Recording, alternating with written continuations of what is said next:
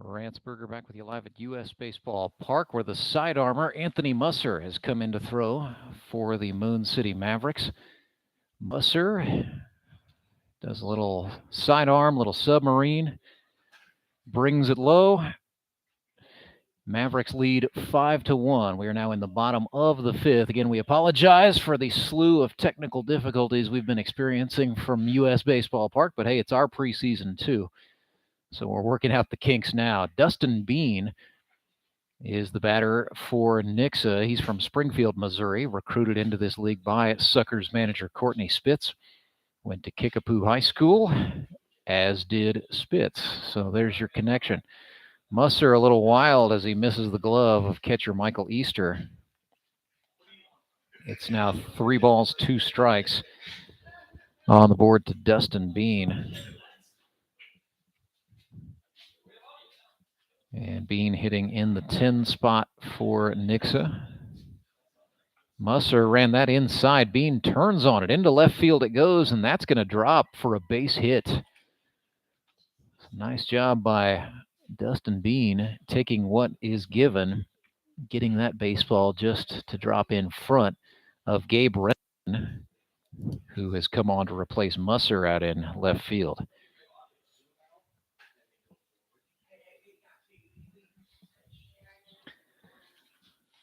So the runner at first, Dustin Bean, batter for the Suckers, should be back to the top in the Scott Wilson spot, and that is definitely not Scott Wilson. I will tell you the batter is Dalton Winkler from Buffalo, Missouri, the 27-year-old physical therapy assistant.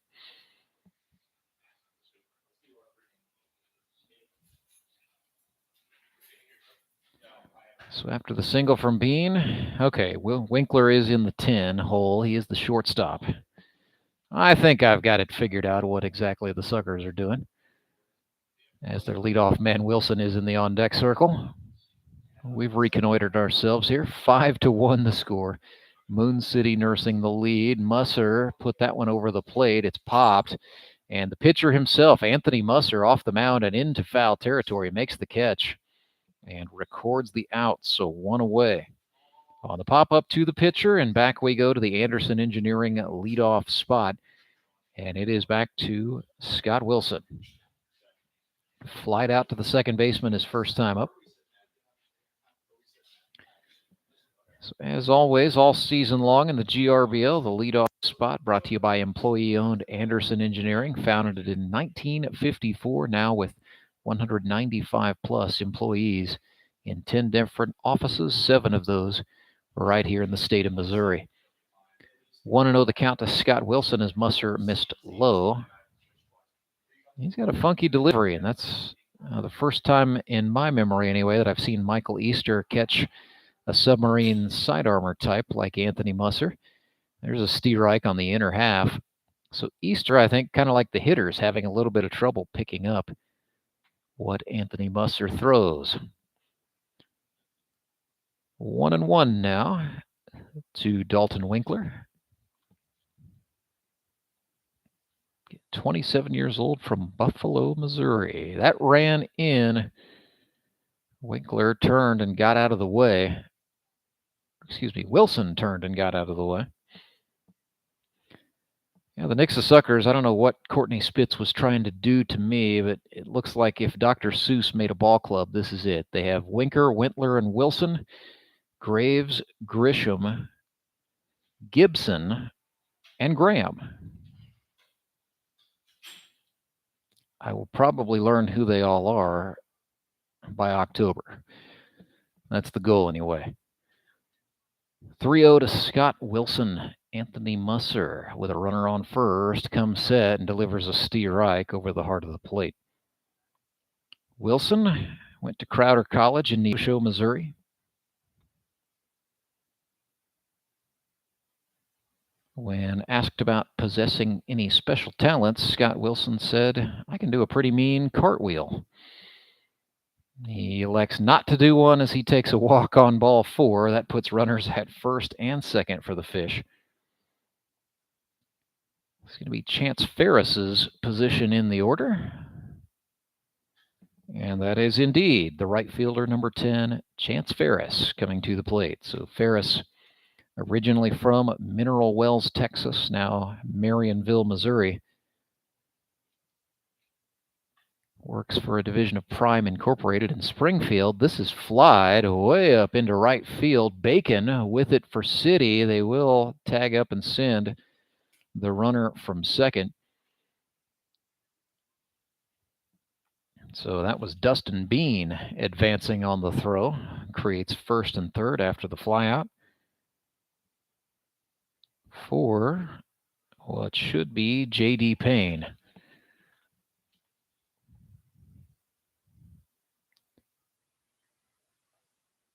And it is Payne. No, check that. It is not Payne. It's Josh Wentler from Kickapoo. The police canine handler from Springfield, Missouri.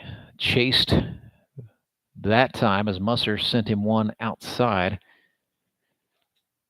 So Anthony Musser quickly jumps out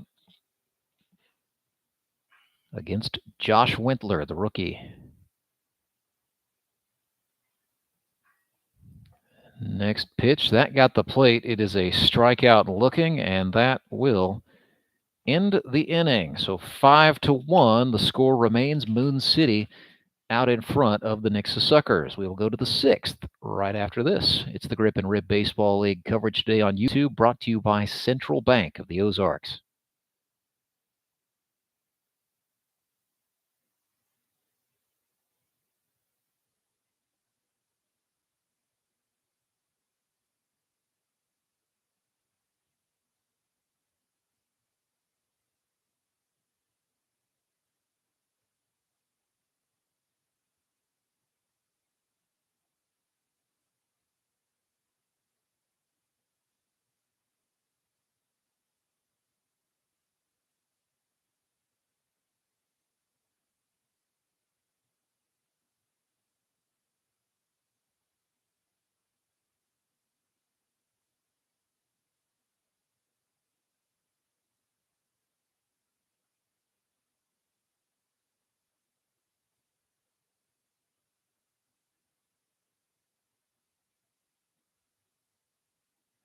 So Ben Graham goes back to work for the Nixa Suckers.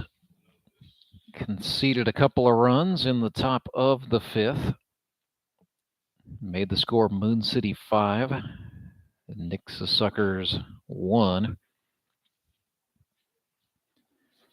Should be Welsh, Orlandi, and Easter for Moon City this inning. Michael Barnes and Nick Bacon would get some hacks should anyone manage to reach safely. Against the right-hander, Ben Graham. Again, played affiliated ball last in 2011 in the Washington Nationals organization, then 2 years in the American Association. So last year in the pros would have been 2013 with the independent Wichita Wingnuts. Looked at a fastball outside, ball one. Brady Welsh had a tremendous first season in the Grip and Rip. A pro baseball player in his own right chops this one to third. It's barehanded, and then no play from the Nixa third baseman. There's nothing doing for Eric Grisham there. And so we'll call it an infield single for Brady Welsh unofficially. Again, none of these stats are going to end up counting in the grand scheme of things anyway. But Brady Welsh had 14 hits in 2021 in 9 games. He was a member of the Nixa Suckers then, but now with Moon City.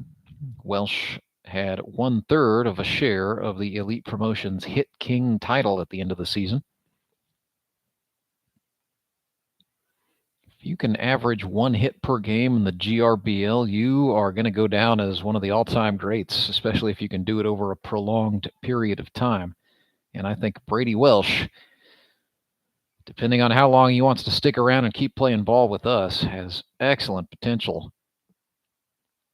1-1 the count here. TJ Orlandi in the right-handed batter's box against the righty Ben Graham. Looked at a strike on the inner half. And That is where you see some professional grade pitching there, a willingness to work inside like that. So 1-2 to Orlandi. Declined to chase one in the dirt. It's 2-2.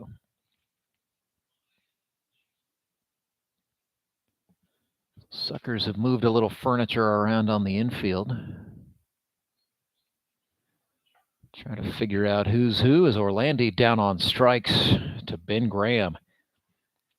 That is his first strikeout of the game. And so with 1 on, 1 out, it's going to bring up Easter. He struck out last time up. Michael Easter, the catcher, has been in the GRBL since 2016. An original 60 member, got started with Grip and Rip Blue all the way back in the day when there were just 4 teams and they were named for colors rather than cities or mascots. Fastball swung on, fouled back for Easter. It's 1-1. So yeah, we've had the team names have changed. They used to change every year up until 2020. That is when we went to what we now call the town team era, where you have the 6-member clubs and some consistency has been developed. The Nixa Suckers, the Moon City Mavericks, the Ozark Mountain Ducks, the Branson Showmen, the Republic Locos, and the Springfield Metropolitans.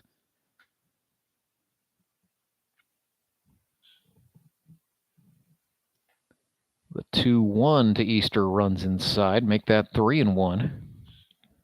Being very patient and cagey against the experienced Ben Graham. Fastball swung on and missed. Full house, 3-2.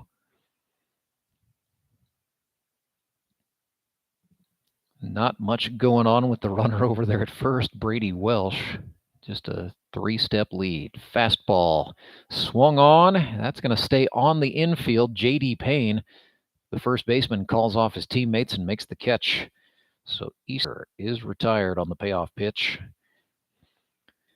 And that should bring up the rookie Michael Barnes. Wears number 12 on his back. Told me he was really excited. He was a pitcher only in college. Never really swung the bat in a competitive situation, even in junior college at Fort Scott. So hasn't gotten much of an AB since he was in high school. But anxious to try to get the chance to make it as a two-way player here in the Grip and Rip.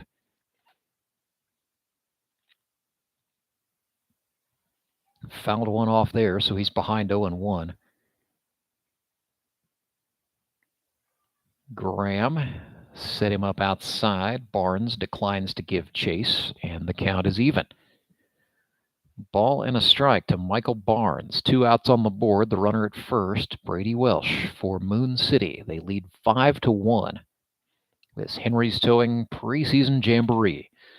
There's a strike. Courtney Spitz appealed it and got the call. GRBL Director of Operations Steve Lale, member of the Missouri High School Baseball Coaches Association Hall of Fame down there. The substitute field umpire for this one, keeping the boys in order. 3 balls, 2 strikes now to Michael Barnes. Ben Graham looking to finish the inning here. From the stretch, comes set right over the plate, got him looking. That's 2 strikeouts for Ben Graham, and that gets him out of the inning unscathed. Moon City still in the lead, however, 5-1. They're up on the Nixa Suckers. We'll play the bottom of the 6th. It is the GRBL Preseason Jamboree, sponsored by Henry's Towing and presented to you today on YouTube by Central Bank of the Ozarks.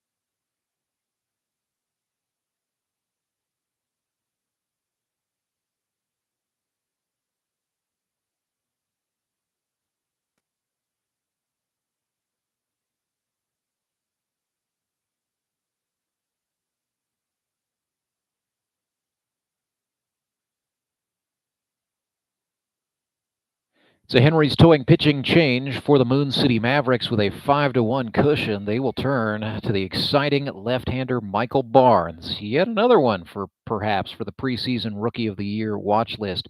Wears number 12 on his back. Went to Kickapoo High School. He's from Springfield, Missouri.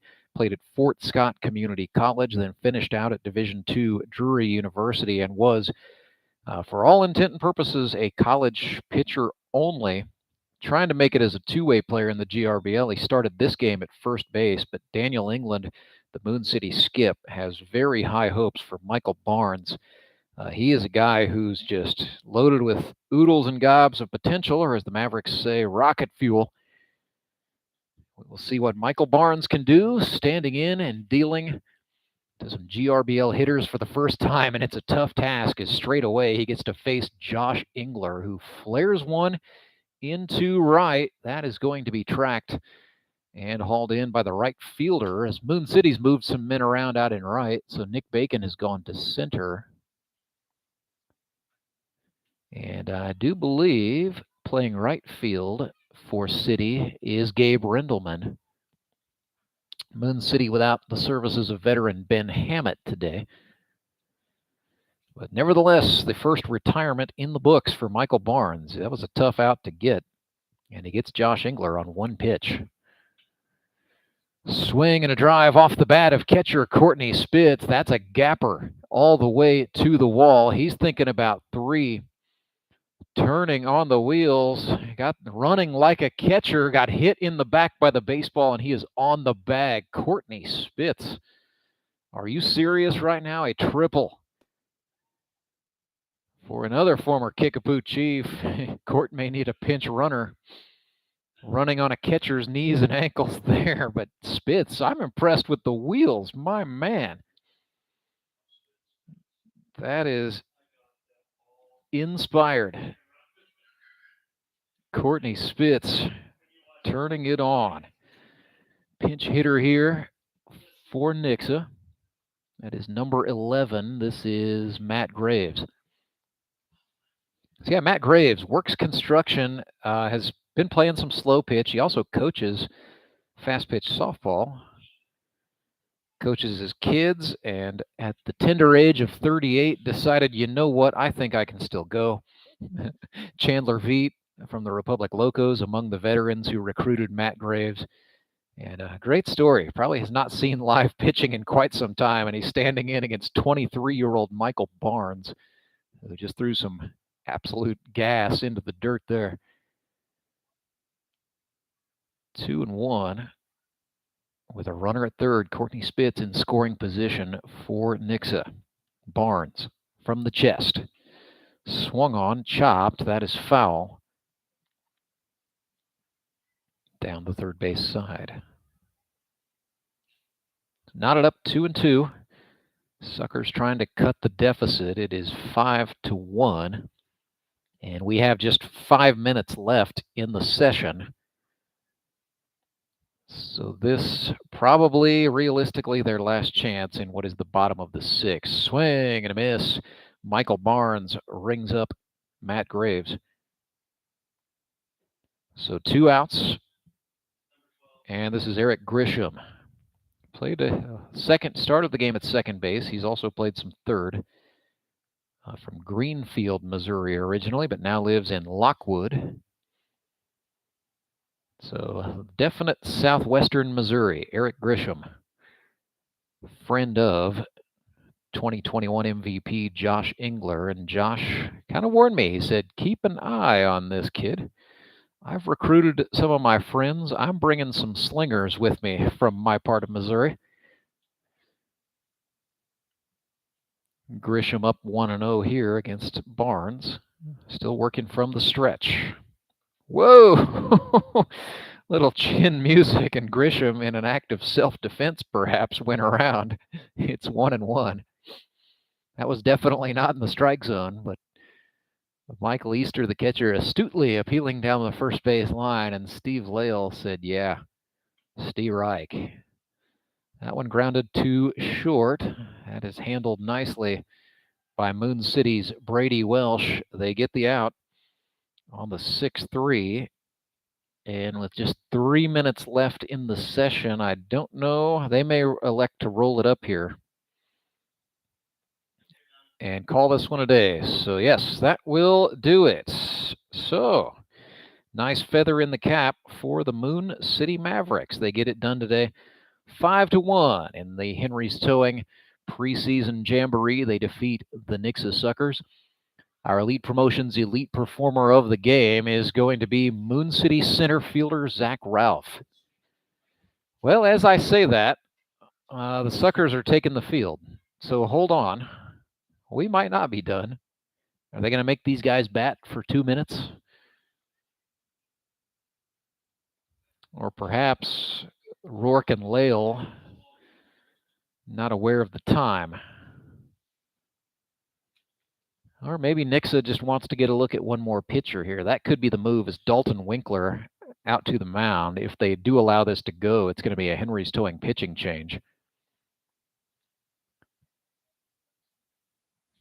And I think, this is Courtney Spitz wants to take a look at Dalton Winkler. He's motioning to his counterpart, Daniel England, in the Maverick dugout.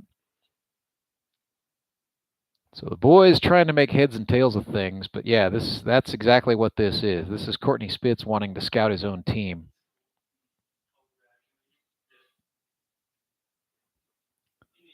And it looks like they're going to let it go. So, all right, a little bonus ball.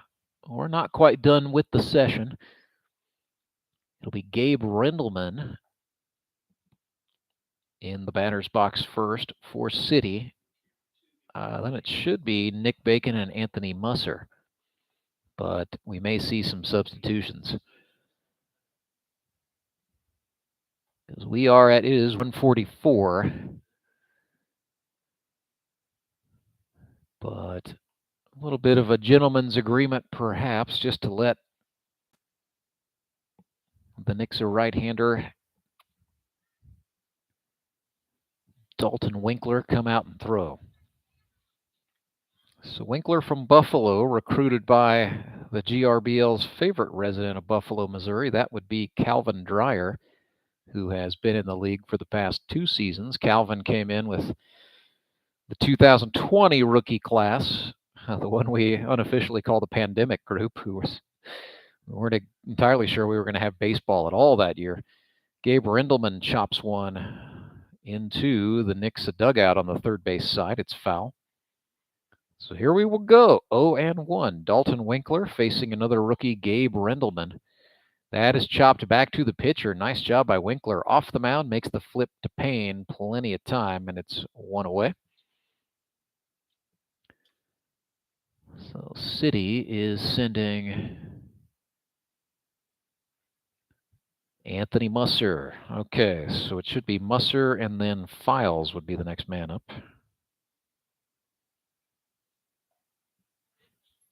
Looked at a strike there. Did Anthony Musser.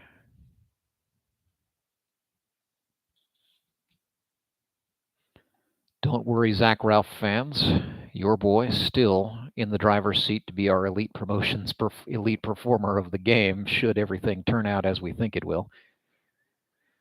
Dalton Winkler dealt a swinging strike. Musser swung out of his shoes and goes down on strikes. Nice job by Winkler to stay ahead there. And it brings up Cody Files. Reached on an error last time. Looked at, ball 1 low.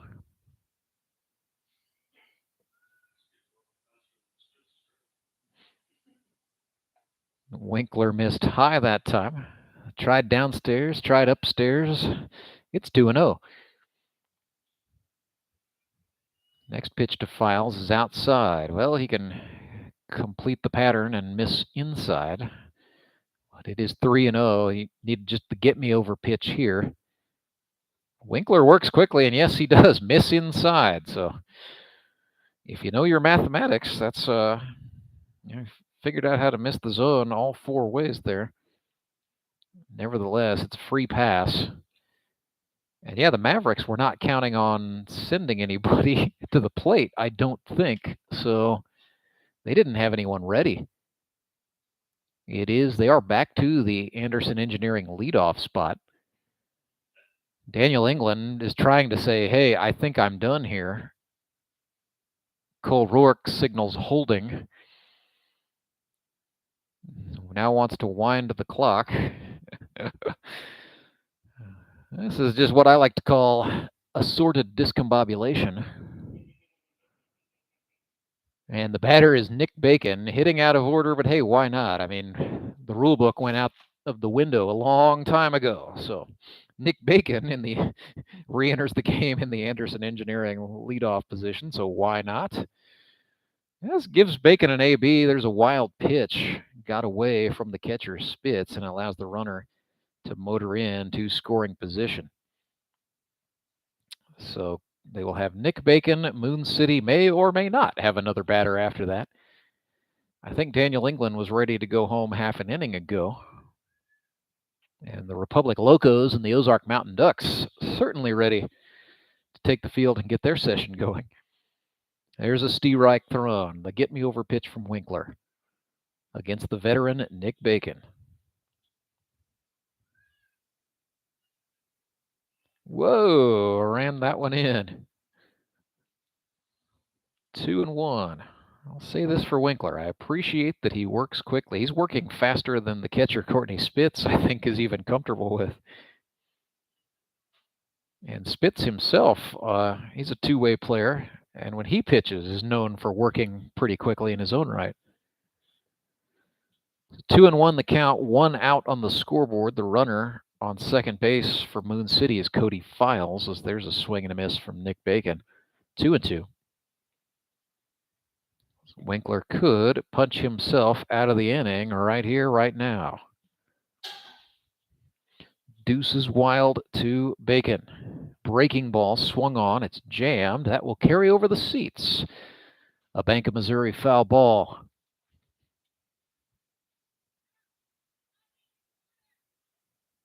Scoreboard says 1 out. There are actually 2. I promise you I'm correct on that one. That one ran in. Bacon again got a piece, fouled it off, and stays live.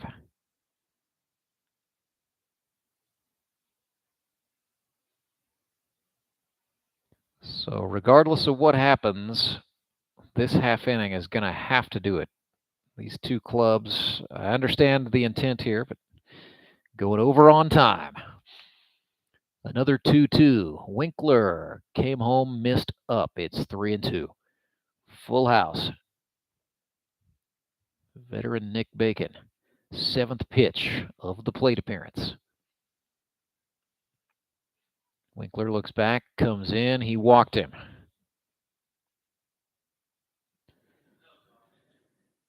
And that, Moon City could have sent one batter, but yeah, we have definitely exceeded the time limit. So that is going to do it. Courtney Spitz got a look at Dalton Winkler. That's what he wanted to do. Are we going to have another half? Every time this game just refuses to end. All right, we'll go to the... That allows me to say it is the Sumit's Hot Yoga 7th inning stretch. Sumit's Hot Yoga, you are going to feel awesome.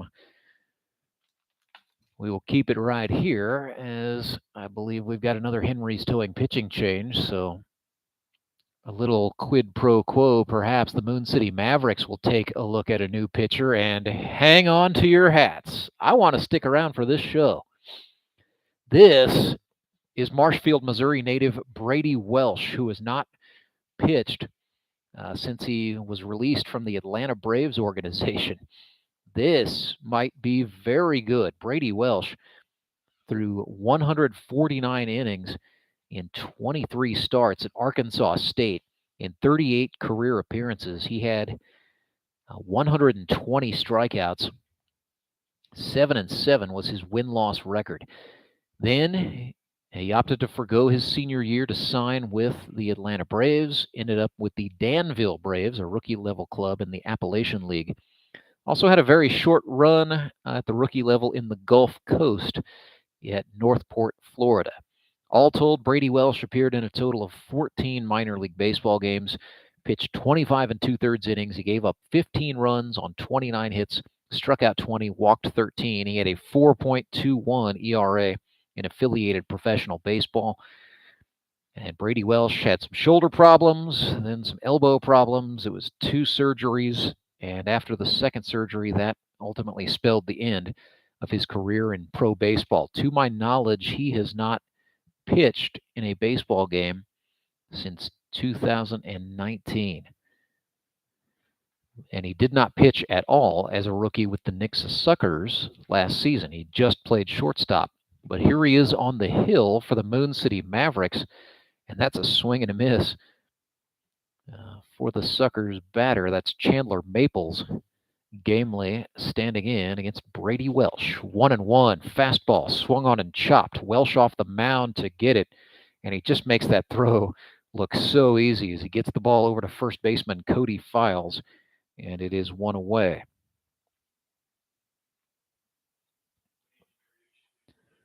So it's Brady Welsh will next face Dustin Bean, and then Dalton Winkler would be scheduled to hit for the Fish. Welsh fires a fastball for a strike.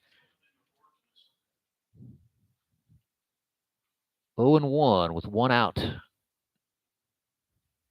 Fastball missed low to make it 1-1.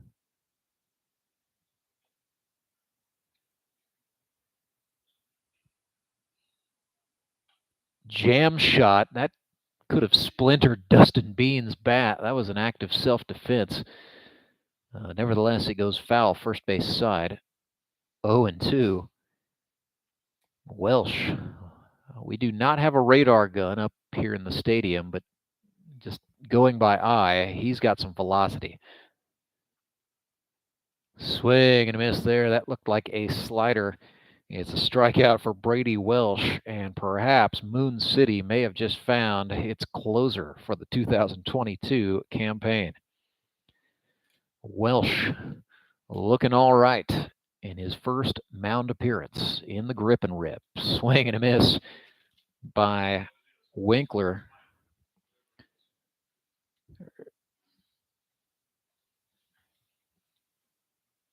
The 0-1 swung on, fouled back. Now it's 0-2.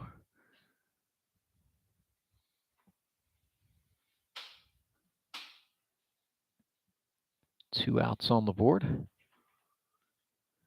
Welsh ran that one in for a ball.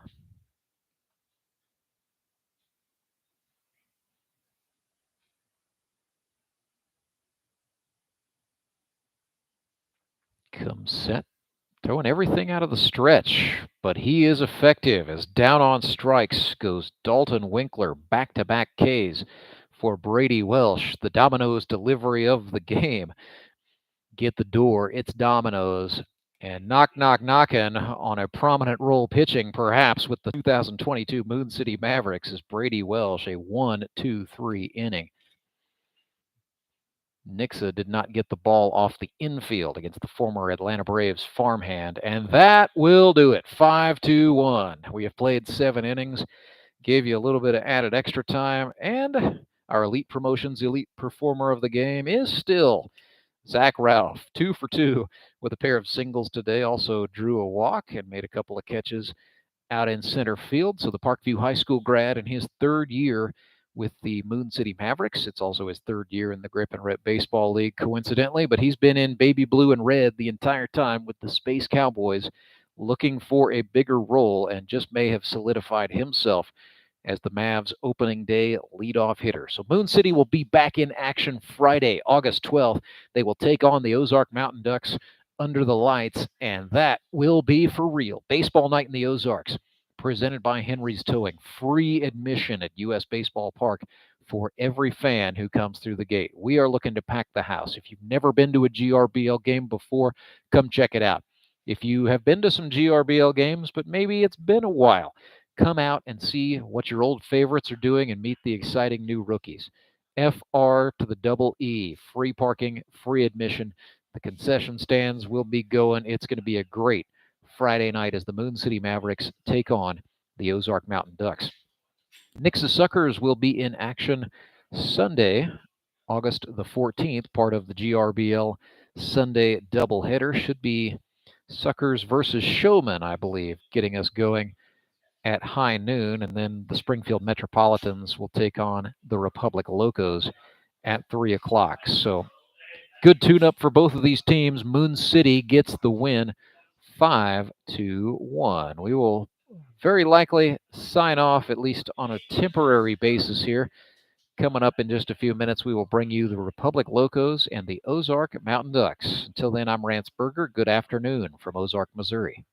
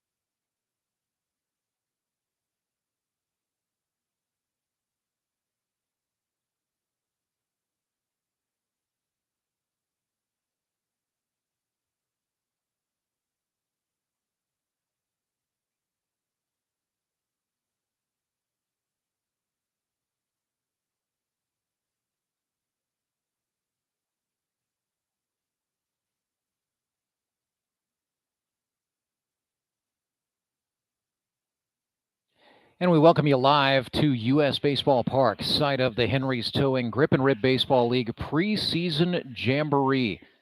Session number 2 of 3 on the day. It was earlier today. The Moon City Mavericks got a 5-1 lead over the Nixa Suckers, a 7-inning scrimmage that will not count against either team's respective win-loss record. All of the matchups today are non-divisional games, but the Mavericks representing the North Division, and they are also the reigning and defending Howard Bell Trophy champions. So a little something to prove, perhaps. Got a couple of hits out of Zach Ralph, RBIs from Joseph Juarez and TJ Orlandi, and a 5-1 win at the end of the day. So Moon City off to a good start. They will be in action for real Friday night, 7 o'clock p.m. Central Time against the Ozark Mountain Ducks. Speaking of the Mountain Ducks, they're about to hook it up right now against the Republic Locos. That is the docket. And as always, it's Tolbert Beetle's docket. After you've been injured due to the negligence or recklessness of another, you need a personal injury attorney who's ready to fight for you. Tolbert Beetle only works with victims of accidents and workers' compensation claims and never represents the interests of corporations or insurance companies. When you are owed compensation, the team at Tolbert Beetle will work relentlessly until you get the results you deserve.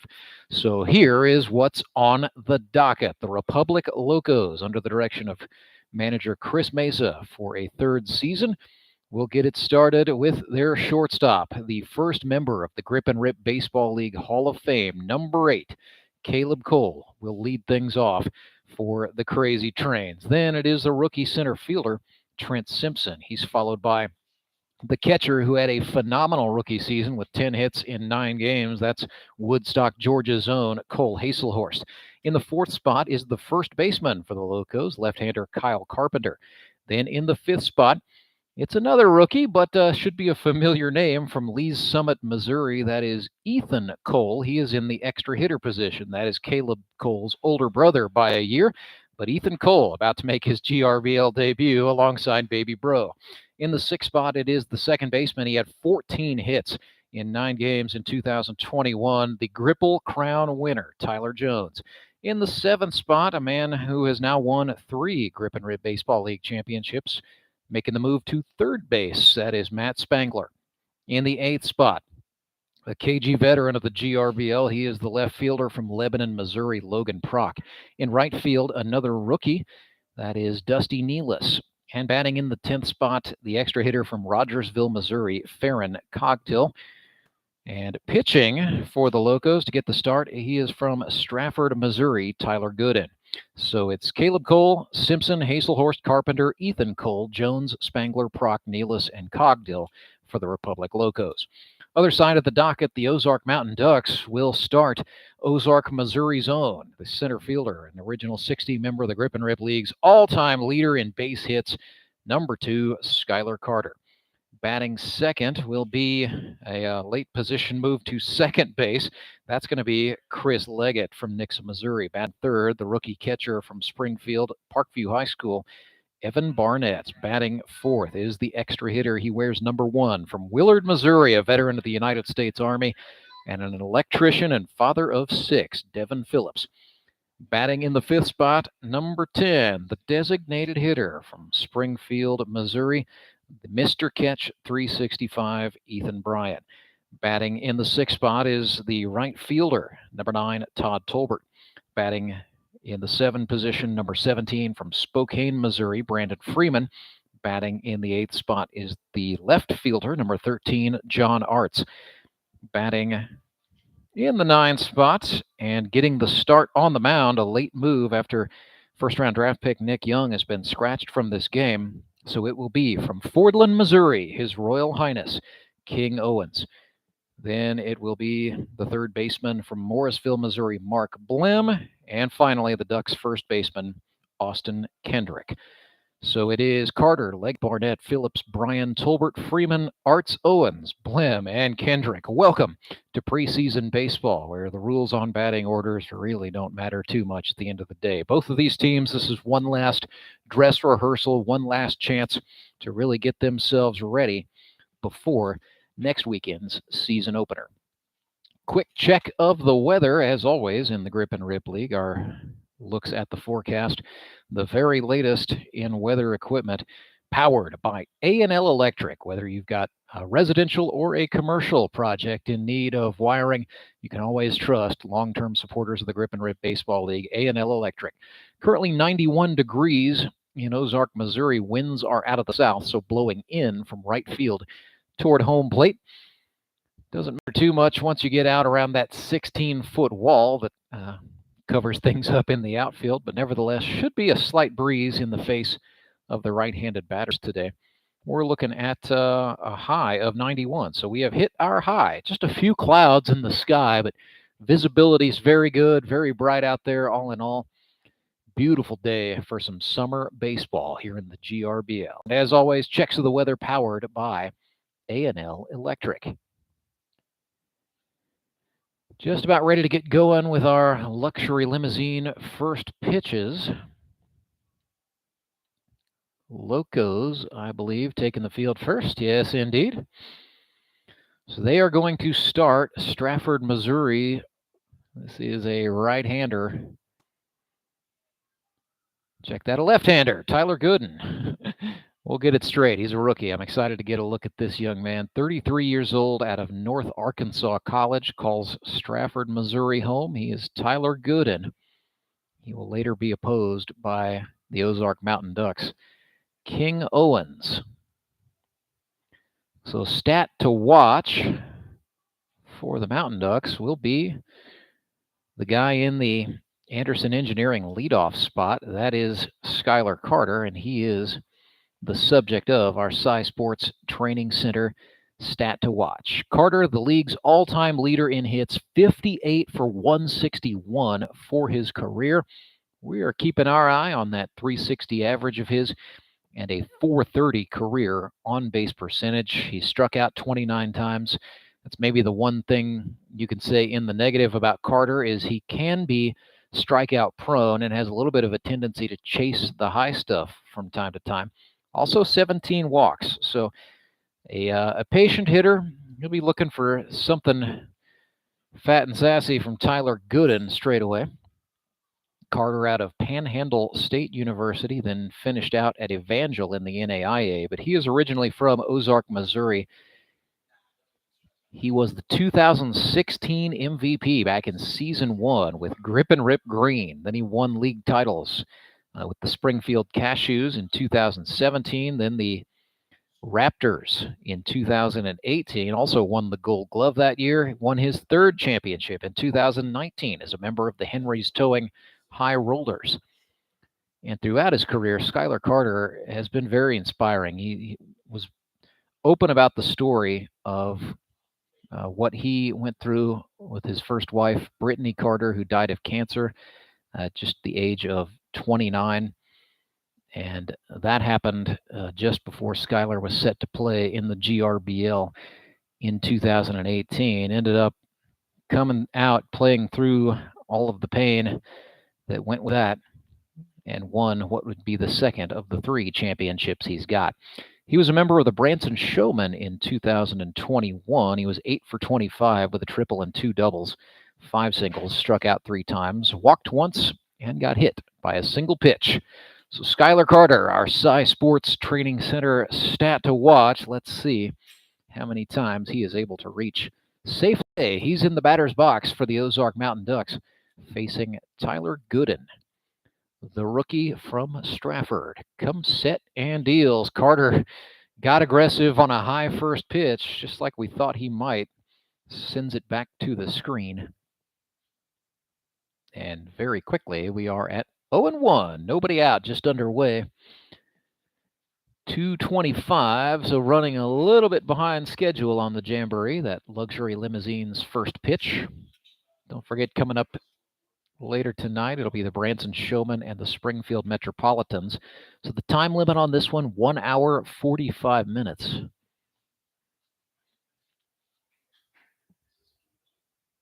If my calculations are correct, that should be about 4:10 p.m.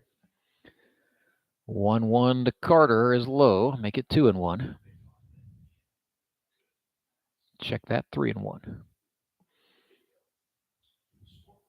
Carter, typically a pull hitter. Locos infielders have shifted over that way. That's Tyler Jones, normally an outfielder, playing second base, so perhaps getting a look and an opportunity at a position switch.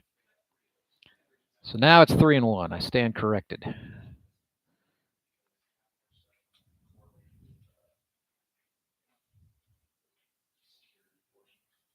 Nothing like mixing up how many balls and strikes there are on the first batter. So Gooden comes set, kicks to Carter, who swings and misses, and now the count is full. 3 balls, 2 strikes. For the Ozark Mountain Ducks, new leadoff hitter still wears the orange cleats. That is, I believe, the 5th year that those have been in service for Skylar Carter.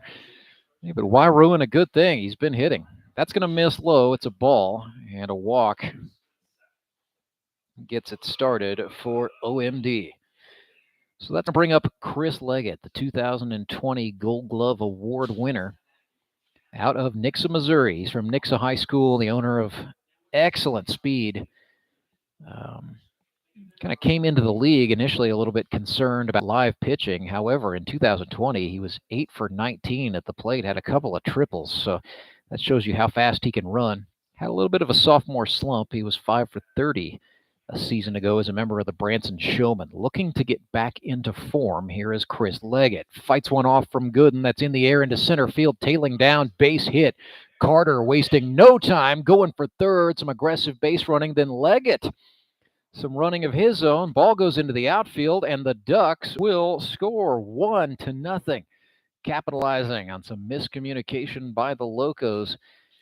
And Skylar Carter, that was all he needed to score on a single to center field from Chris Leggett. And with the blink of an eye, the Ozark Mountain Ducks go out to a 1-0 lead on the Locos. So this brings up the catcher, Evan Barnett, a rookie from Parkview High School. He's from Springfield, Missouri, just 21 years old. That is the absolute age minimum here in the GRBL, a grocery worker. And Evan Barnett actually pitched in high school, in addition to other things. Tried out in the grip and rip as a catcher and an outfielder. And it's 1-0 to him. Should note, so in high school, he played for Parkview Vikings coach, or then coach, Bo Davis, who also played in the grip and rip himself back in 2018. He played for Austin Kendrick on the A&L Electric Shockers. And now, of course, Mountain Ducks fans, you know Austin Kendrick, the manager of your club. So Evan Barnett, yet another guy from that Parkview High School pipeline that has steadily fed talent into the Ozark Mountain Ducks organization. 2-0 to the catcher Barnett. Tyler Gooden has his pitch fouled up to the screen. Hazelhorst gave chase, but that's going to get over the net and out of play. So Cole Hazelhorst behind the plate for the Locos, won a title with the Mavericks a season ago, and very quickly, just at the age of 22, but with that year of experience behind him, is going to be looked at almost like a grizzled veteran leader for the Locos. He's going to be expected to handle pitchers. He's going to be expected to adjust according to their different strengths and weaknesses. Chris Mesa, the manager, really will be counting on Hazelhorst to provide leadership beyond his years at the plate. Barnett fouled that one off his foot and will take a little time to walk this off. 2-2, and we resume. Chris Leggett, the runner for the Ducks at second base. Nobody out. But in the format for this preseason Jamboree scrimmage, teams restricted to no more than 5 plate appearances, or 5 batters coming to bat, basically, in any 1/2 inning. But the Ducks out to a 1-0 lead on a walk to Carter and a base hit by Chris Leggett. Gooden looks back at the runner. Now comes home. Check swing from Barnett. That is a strikeout for Tyler Gooden. Did not check it enough to the liking of Courtney Spitz, who is ordinarily the manager of the Nixa Suckers, but for the sake of the scrimmage, functioning as the balls and strikes umpire. Spits. That's what a catcher would do, right? When in doubt, call a strike. So Devin Phillips stands in next for the Mountain Ducks in the right-handed batter's box. Phillips from Willard, Missouri. He's 29 years old, an electrician, also an infantryman in the United States Army, and we thank him for his service. Pop up on the infield, falls right into the glove, the Hall of Famer Caleb Cole. So 2 out. Runner on second is still Chris Leggett, and the batter is Mr. Catch 365, Ethan Bryan, the author of the book, A Year of Playing Catch. That is just but one of what I think is now 11 published works for the accomplished author from Springfield, Missouri. Check of the runner. Nothing doing there as Leggett back in time. Ethan Bryan had 1 hit in 7 plate appearances a season ago. This is his 3rd year in the Mountain Ducks organization. It is his 5th in the Grip and Rip. Oh, check that. It's his 4th. I gave him 1 more year than he is credited for. Broke in 2019 with the Cyclones. My apologies to Mr. Bryan. 2 outs on the board, nothing and nothing. Tyler Gooden really worried about Chris Leggett back there at second all of a sudden. Now he comes home. Bryan puts the lumber to it. It is popped. Tyler Jones, the second baseman, settles underneath it, adjusts, makes the catch. So Bryan is retired. Nevertheless, the Mountain Ducks do strike. They lead 1-0 as Skylar Carter and Chris Leggett scratch one across for the Ducks. We will step aside, pardon our silence. We'll come back to bring you the Republic Locos half of the first inning right after this.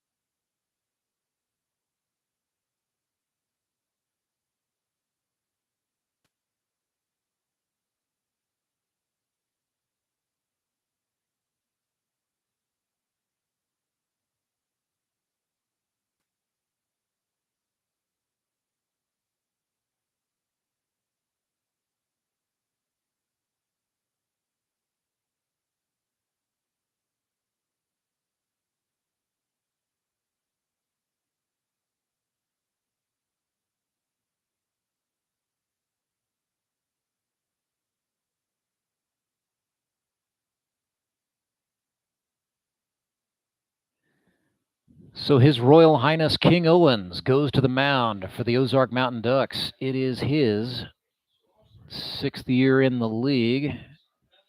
Check that, 7th year in the league. I keep forgetting. We're in season 7 now.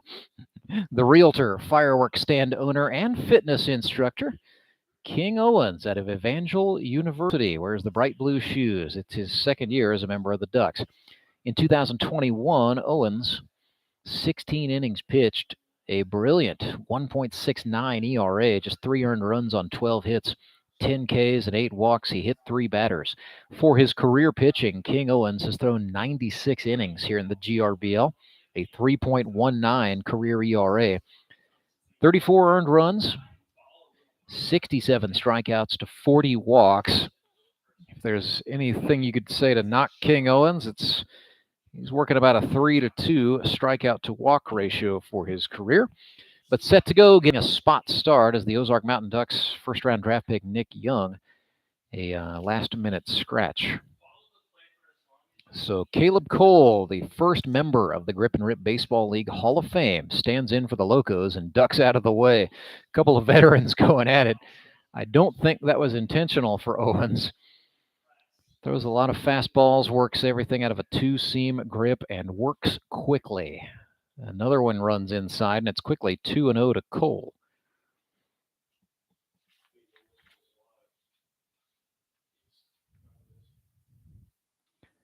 Next one, that is in to Caleb Cole. So 3-0.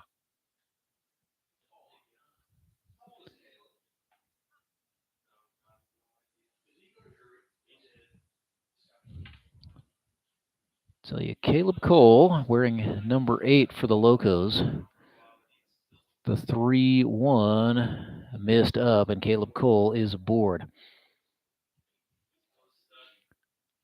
So with Cole on, it's going to bring up Trent Simpson.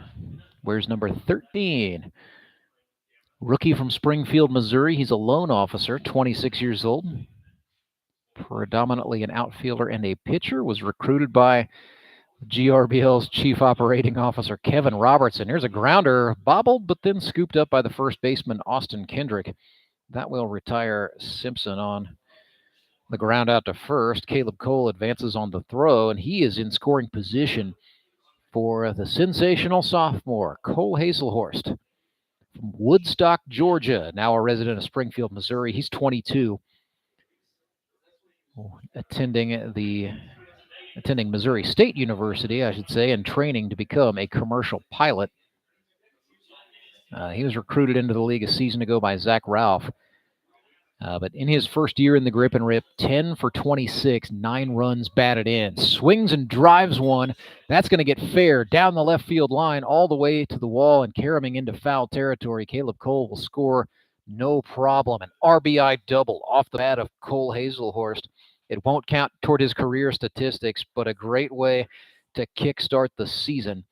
If you are that young man, he has made no bones about it. His goal is to win the league batting title and then also taste the championship champagne when the Howard Bell Trophy is given out. So lofty, lofty aspirations for Cole Hazelhorst. And it brings up his close friend, Kyle Carpenter, yet another one of the GRBL's future faces. Kyle, originally from St. Charles, Missouri, went to St. Dominic High School in O'Fallon and then John Wood Community College. That is in Quincy, Illinois.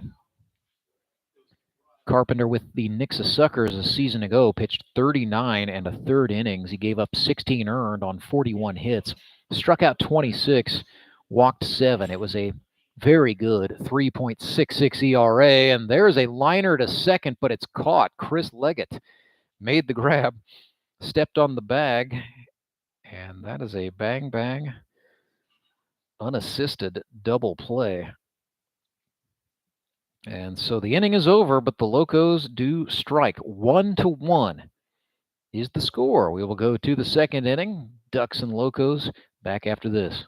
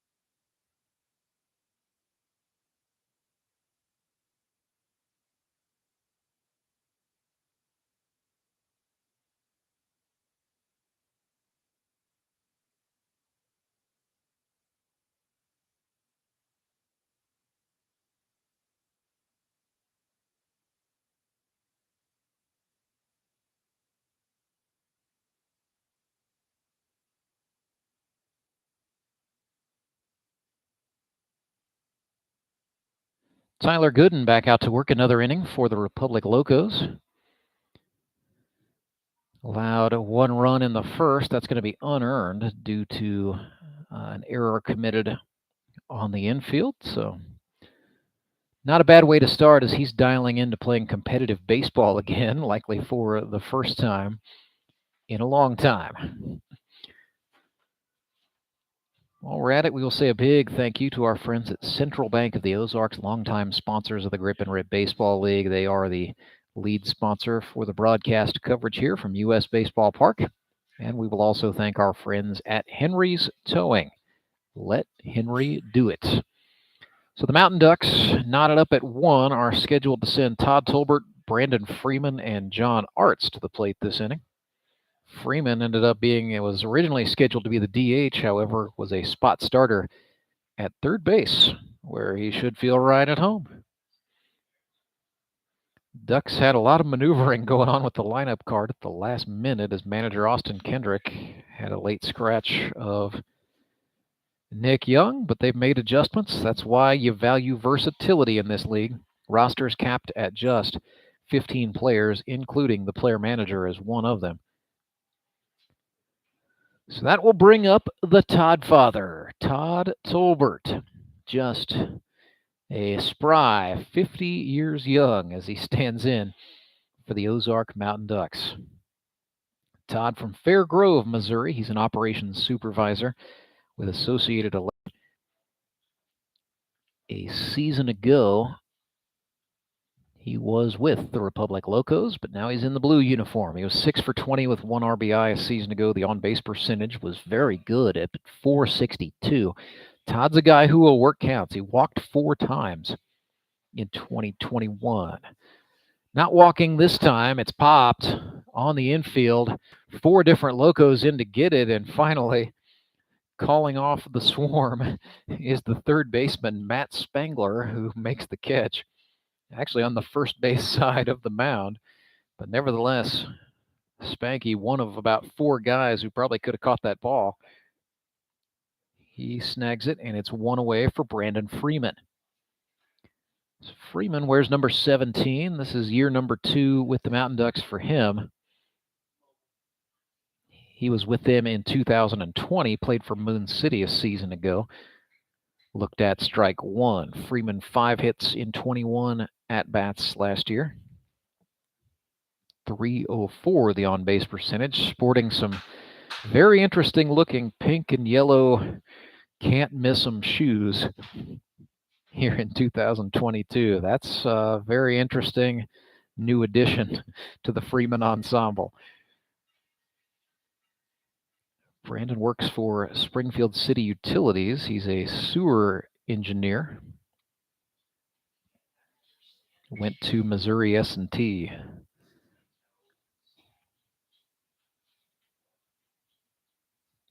Freeman, now 1-2. The pitch from the lefty, Gooden, bounces. It's 2-2.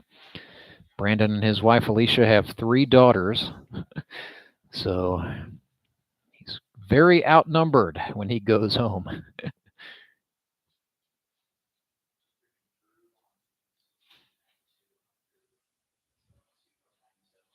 2-2. Check that. That was a 2-1, I guess. Now it's 2-2. Tyler Gooden working against Brandon Freeman with 1 out. John Arts in the on-deck circle. Gooden's pitch, that was running in, but Freeman chops it into play. It's over Gooden's head. Cole with it. That's spectacular. Caleb Cole, 2-time Gold Glove Award winner, and you can see why. Hustling over, backing Tyler Gooden and his partner on that side of the infield, Matt Spangler, came up with the ball, got it over to first base, where the Locos first baseman able to hold on, and they got the runner by a step. So pretty spectacular 6-3. John Arts in the left-handed batter's box facing the lefty Gooden. Thought about a breaking pitch, then thought twice. Kept the bat on the shoulder, and it's 1-0. The Barber, John Arts, better known in some circles as Big Country. Originally from Salem, Missouri, now 23. Went to Mineral Area College. 6 for 20 last year with the Ducks. 3 doubles, so he's got some pop in the bat when he can get a hold of one. The 1-1 from Gooden. Swung on, foul back. Good old Bank of Missouri foul ball there. Off the bat of John Arts. Also capable of throwing pitches as well. He did pitch 2 innings in game situations for the Mountain Ducks last year and has a spotless ERA. The 1-2 to Big Country. That is a called strike. Or is it? Well, Art's getting back in the batter's box. I guess we're at 2-2.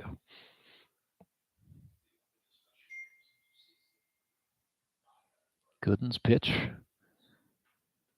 That's going to be low. Full boat. 3-2 for Big Country John Arts. Catcher Cole Hazelhorst smacks his glove hand against his leg there. Might have hit it funny catching that baseball. Nevertheless, payoff pitch from Gooden to Arts. Breaking ball, swung on, skied into right field. Farron Cogdill backpedaling. Now he's called off, and the Locos right fielder Dusty Nealis makes the catch. So a 1-2-3 inning for Tyler Gooden. He settles in, and the score is tied 1-1. Locos and Mountain Ducks all knotted up. Ozark will come to bat right after this. It's the Grip and Rip Baseball League. Coverage on YouTube, sponsored by Central Bank of the Ozarks.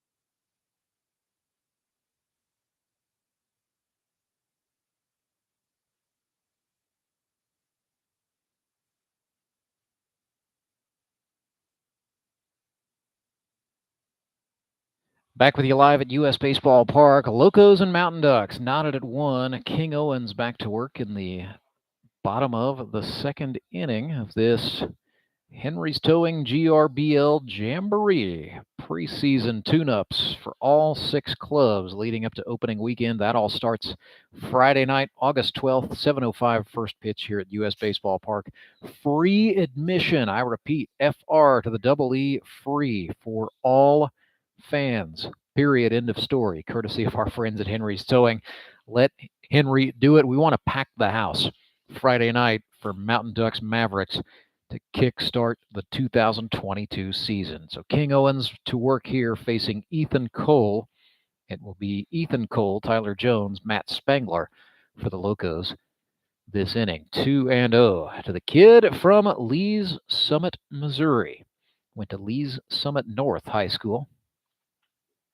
Swings and sends this one to third. Freeman off the hop for the Ducks, gets the throw over to Austin Kendrick in time, and Cole is retired. Well, that is going to bring up the Gripple Crown winner. Tyler Jones had a spectacular 2021 season. He's from University City, Missouri, now lives in Springfield. He was 14 for 33, a grand slam, 2 triples, a double, 8 singles, struck out just 4 times, batted in 11 runs. His batting average of 448 and his on-base percentage of 500 were career numbers for his career. TJ, 37 for 150. He's got a 343 career on-base percentage. And he and King Owens know each other very well. Both of these men have been in the Grip and Rip since its founding in 2016. That one goes outside. Evan Barnett, the catcher, unable to hang on. So Owens, the veteran, getting used to working with the rookie Barnett, and is being pretty careful here with Tyler Jones. The 3-0 is high. That is a walk. So TJ gets on board very quickly. drawing the walk, and he is on for his very good friend Matt Spangler. Those two guys, teammates back in 2018 as members of the Republic Raptors, who won a league title. So Spangler from Branson, Missouri, originally from Enumclaw, Washington, had a good 2021 of his own for Moon City. He was 9 for 26. His on-base percentage a season ago was at .393. Pretty smart move on the part of Chris Mesa. He drafted 3 of the key contributors from the championship-winning team from Moon City last year, stole them for the Locos, and he is batting Tyler Jones and Matt Spangler right next to each other in the order, just as Daniel England did a season ago. So nothing fancy here. Mesa just flat out borrowing intelligence from his counterpart, Daniel England. Spangler sends one way up. That's over the head of the left fielder to the wall. Jones will be held at third, but that is every bit of a brilliant double off the bat of Matt Spangler. Would have been out at a lot of places, but at U.S. Baseball Park, it's about 335 feet to the spot he hit the wall, and the wall 16 feet high. So it stays in. It's a stand-up double for Spanky, and it brings up Logan Prock. This is a dangerous part of the order for the Locos. A lot of veterans. Logan Prock, 23 hits in his grip and rip career. From Lebanon, Missouri, he's a middle school teacher, and he coaches a little baseball. 5 for 26 a season ago with an RBI and a double. Also drew 5 walks. Tough out, Logan Prock, 1-1. 1 out, runners are on second and third. Anything in the outfield would give the Locos the lead. Owens missed high, ball 2.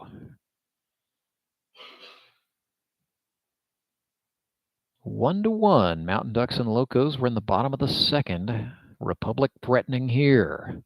Prock swings at this one. It is up into foul territory. Austin Kendrick, the Ozark first baseman, ranges over and makes the catch. So 2 away. This will be the final plate appearance of the inning for Republic. No matter what happens, it's Dusty Nealis, the right fielder.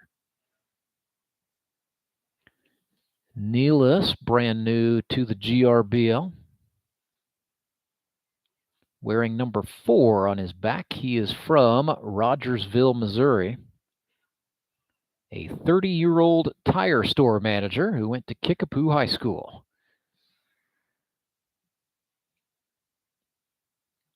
Owens sends him an 0-1. That's a breaking ball for a Steve Reich. And so Dusty Nealis quickly down 0-2. Or check that. Looks like we've got 1-1 up on the fingers of Courtney Spitz. That's inside to make it 2-1.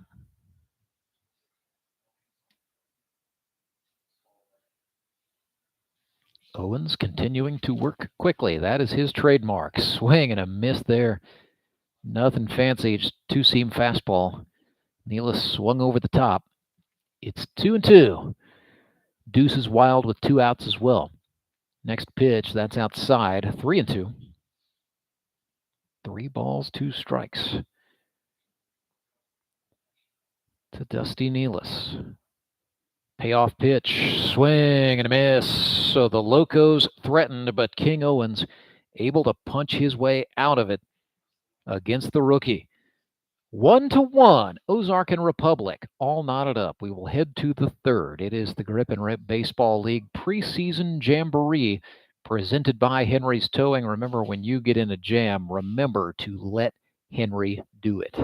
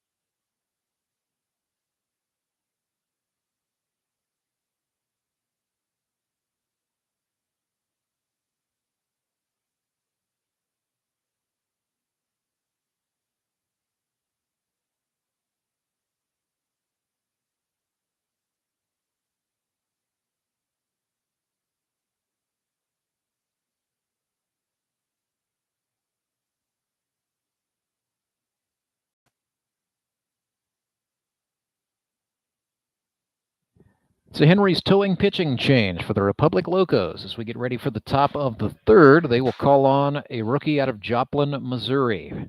This is 41-year-old John Bortz. Originally from Wisconsin, he attended University of Wisconsin La Crosse and was on the baseball team there. Just recently relocated to Joplin, Missouri, where he works as a quality food safety manager for a company there. If you know anything about amateur baseball, you know the part of the world where Bortz is from is a hotbed for amateur ball. They call it town ball, but Wisconsin, Minnesota, also to an extent the state of Michigan, towns have teams, and guys play on those teams in the summertime. It's not unusual for them to have Friday, Saturday, and Sunday games. So Bortz, a product of town ball country, came to the state of Missouri, found the Grip and Rip Baseball League, and finds himself on the Republic Locos here in 2022. So Bortz has been part of a little bit of something that we're hoping to create with fervor here in the GRBL. That is just local enthusiasm for the game of baseball, where folks in the small towns come out, watch their guys play, and cheer them on with a certain degree of civic pride. John Bortz from La Crosse. On the hill, he will face King Owens, Mark Blem, and Austin Kendrick for the Mountain Ducks. First pitch to Owens is a swing and a miss for a strike. And so the career of John Bortz is underway. I'm excited to see what he can do. He brings a certain degree of intensity to his play and a certain degree of heat on that ball, as King Owens was way behind it. Owens had 2 hits in limited plate appearances in 2018, predominantly a pitcher for the Mountain Ducks. Bortz ahead here, 0-2. Looking to start with a little bit of flair. Kicks and deals. Owens chases the breaking pitch. 3 pitches, 3 strikes, and an out. John Bortz getting started with the Republic Locos. Doesn't get easier for him as here comes the veteran Mark Blem, the start of his 5th season in the Grip and Rip. Had a great year with the Ducks in 2021. He was 8 for 28 with a double and 4 batted in and a .333 on-base percentage. Looks at a strike there. John Bortz is just fearlessly reaching back and sending gas into the strike zone. 0-1 to the dangerous Mark Blem, whose walk-off RBI single gave the Mountain Ducks the Howard Bell Trophy in 2020. Slightly bobbled ball by the third baseman, Matt Spangler, but a good adjustment on his part, and no problem for the first baseman, Kyle Carpenter, to hang on. That will get Mark Blem on a 5-3. 2 up, 2 down. John Bortz has thrown 5 pitches and has recorded 2 outs. I think the Locos might be onto something here. Here's Austin Kendrick, the Mountain Ducks player manager. Number 10 man in the order, had 4 hits in 15 at-bats in 2021, an exact carbon copy of his season stats from 2020. So 8 of 30 in the past 2 seasons is AK. Austin Kendrick from Springfield, Missouri. Went to Parkview High School.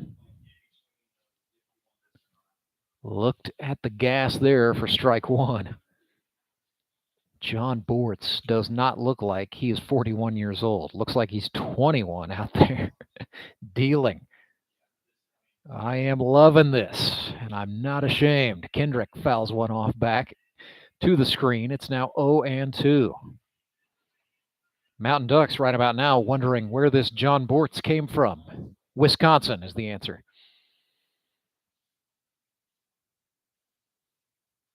His mannerisms on the mound, pretty intense. Moves around a lot. Body language looks tense. I am here for it. The 0-2 to Kendrick. Swung and lined. That is into center field. And the big duck gets a base hit. Okay, so it was not going to be an unblemished outing for John Bortz. Good piece of hitting there by Austin Kendrick. Lines a single into center field, and so he is aboard for the leadoff man in the Anderson Engineering leadoff spot. That's Skylar Carter. So Carter took a walk first time up, but this will be the first time he sees the right-hander Bortz, and it'll be the first time we see Bortz work from the stretch. Carter settles in. Bortz runs him inside. Good block by Haselhorst, the catcher.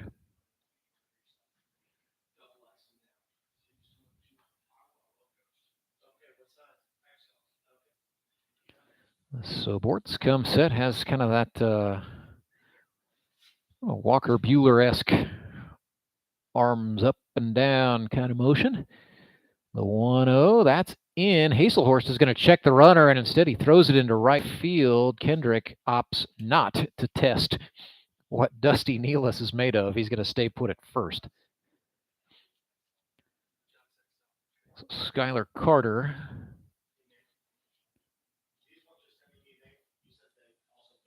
Ahead here, 2-0. Haselhorst is going to have the memory of a goldfish here. Just shake that one off. Nothing harmed. Here comes the 2-0. In there for a strike to make it 2-1. Thought maybe Bortz had missed low, but then again, I'm way up here. Courtney Spitz is way down there calling the strikes. 2-1, swung on, grounded right side. It is a dive by Cogdill and a fantastic play. The Locos' second baseman snagged that, spun from his backside. He got that to Kyle Carpenter for the out. So the rookie, Farron Cogdill, helping out his pitcher. And the Locos get out of the inning. John Bortz faces one man above the minimum and puts a goose egg on the board. 1-1 is the score. Republic and Ozark all knotted up. The train men will come to bat when we come back.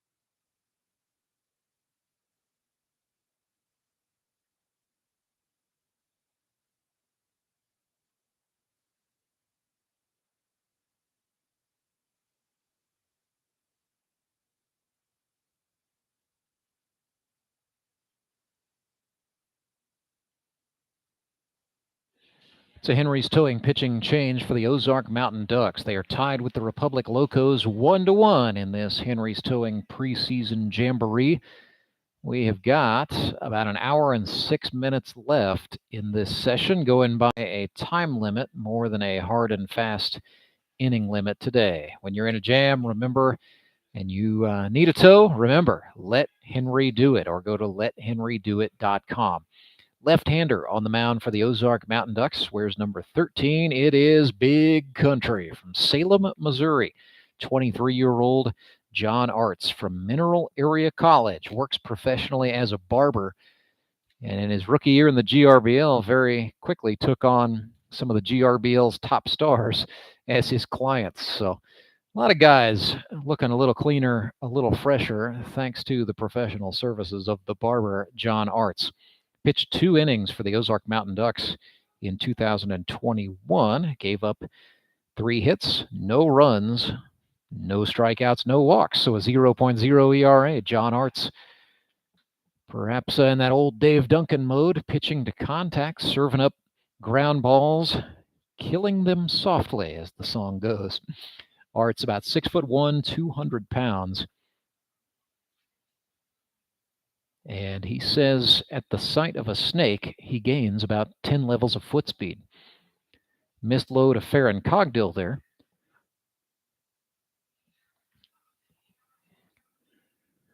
1-0 the count. Farron Cogdill, a rookie. He's from Rogersville. 6 years old, works for SGC Food Service, and they are his sponsor. Arts missed low. It's 2 balls, no strikes. In the bottom of the third. And that is a walk to Cogdill. So that was a 3-0 pitch, excuse me. So Cogdill is on for the Locos. And I believe, yes, this is Tyler Gooden from the pitcher spot. So thought we were maybe going to the top of the order, but they're going to go ahead and let Gooden hit. He goes into the left-handed batter's box, open stance, facing the lefty Arts, and whoa! Well, the baseball went into the catcher Barnett's glove. The baseball bat cleared the Mountain Ducks dugout on the first base side. Gooden going up there, no gloves. He may want to try to see if he can find perhaps a little lizard skin, and that is readily available just out beyond the fence in left field at Marucci Clubhouse Midwest. They are the official bat supplier of the Grip and Rip. You can stop by the clubhouse to demo bats from Marucci and Victus, and yes, they are proudly an authorized lizard skin dealer.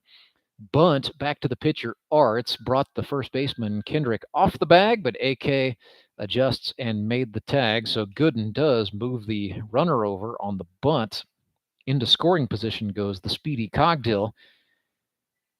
And the Locos, well, we're still not back to the top of the order. They're just going to send everybody. This is one of those, hey, it's the preseason 13-man batting order kind of deals.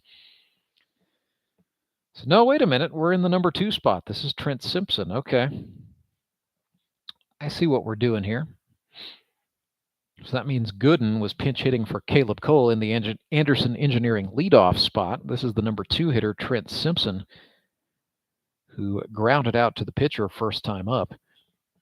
The 1-0 from John Arts is a breaking pitch swung on and missed. So Trent Simpson, a loan officer, recruited into the league by Kevin Robertson, GRBL's chief operating officer. A season ago, he found the talents of left-handed pitcher Devin Braswell, who we'll see starting for the Branson Showmen today. And this year, the K-Rob top recruit is Trent Simpson. Another breaking ball, good block by Barnett. Kept that in front of him, kept the runner Cogdill at second. 3-1.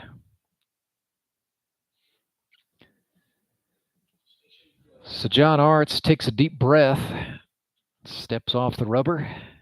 Big situation here. Tie ball game, 1-1. We're in the bottom of the third. And yes, it is a practice game, but he is pitching like a guy trying to earn himself some playing time. 3-1 the count. I believe I saw go up on the fingers of Courtney Spitz. And now Arts is stepping off, taking a jog to the Ducks dugout. I don't know if he's going for a fresh glove, a towel, some rosin. Hopefully not any banned substances.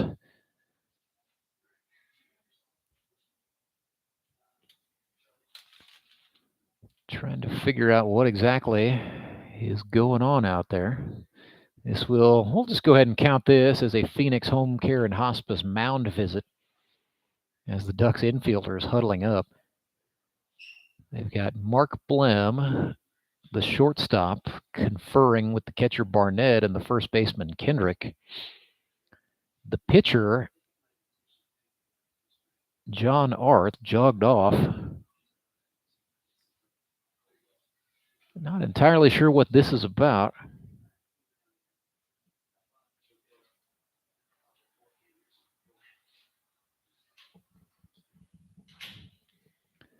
Nevertheless, all right. The rain delay is over. John Arts jogs.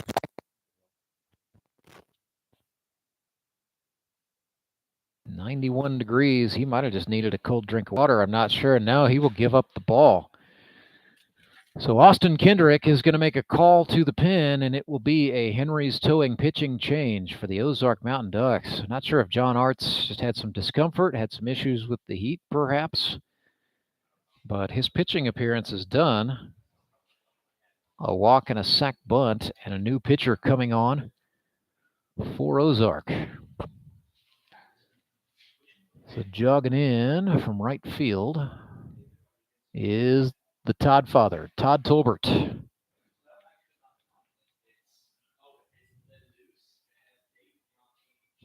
50 years old, Todd Tolbert, I might add. Quickly give you the Cy Sports Center stats to watch on Todd. So for his career, 21 and a third innings pitched. In 2021, he was actually with the team he's about to face, the Republic Locos. 4 and a third innings pitched, 3 earned runs on 2 hits, 3 strikeouts, 4 walks, a hit batsman, computed out to a 6.23 ERA. But in this situation, Todd Tolbert looking to just settle down. He is going to have to face 3 batters this inning. And then we'll likely go out for one more after that. We hope that's all it is, was just some minor discomfort for John Arts, the pitcher who has come out mid-inning. But he yields to the Todd father from Fair Grove, Missouri. He went to Evangel University. Pursued college baseball, actually, down in Neosho. But he told me, at that point, just baseball wasn't any fun anymore. Rediscovered his desire to play the game, came out and tried out in 2016, just as the GRBL was organizing. And he is part of that original 60 fraternity. Played with Grip and Rip Blue, then caught on with the Finley River Rascals in 2017. He was a member of the A&L Electric Shockers in 2018, then the Sumit's Hot Yoga Yogis in 19. Played for Moon City in 2020, the Republic Locos in 21, and now he's with the Ozark Mountain Ducks, so reunited with Austin Kendrick. This is, I believe, the second time the two of them have been together. It's a little bit of a journeyman's career for the Todd father. Told me once, he said, I know I'm 50 years old, but I refuse to accept that I have to decline. I am going to continue playing this game and enjoy playing ball with these guys for as long as I can. And yeah, don't let the number fool you. Todd Tolbert in fantastic shape. And on top of that, he's a gamer and a competitor. So here we go. The Todd father, Todd Tolbert, set to face Trent Simpson, inheriting a 3-1 count, I do believe. That's a steer-right throw to make it 3-2. So the count is full, 1 out. The runner on second for the Locos, Farron Cogdill. 1-1 is the score. Republican Ozark knotted up. We are in the third inning. Tolbert ran that one in. That hit Simpson. And so he will take the free pass. Cogdill is going to have to retreat. Or are they going to give him the base? I mean, he took off as the pitch ran in and got to third. So, yeah, they're going to let him keep it. So first and third, and now a pinch runner on for the Locos. That's going to be number 14. That's Tyler Gooden running in place of Simpson. And the batter, now we are around to the leadoff man. That's Caleb Cole. So we're just all kinds of out of sorts here. Nevertheless, Caleb Cole at the dish from Drury University. Looks at ball 1 outside.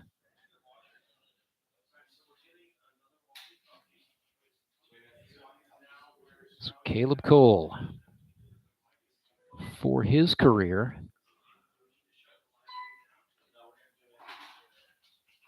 well, more on that in a moment as he skies one out to another GRBL veteran, Skylar Carter. He was initially running in. The runner Cogdill will tag up and score, and so that is a sacrifice fly to center. And a run batted in for Caleb Cole. It is 2-1 Locos. So now the batter is going to be Simpson. So what I did, I believe I misspoke somewhere in there for Dusty Nealis coming to the plate for Republic, somewhere in there. Nevertheless, fifth and final batter of the inning, Republic leads 2-1. It's our preseason 2, trying to shake off some rust. Strike one from Tolbert to Simpson.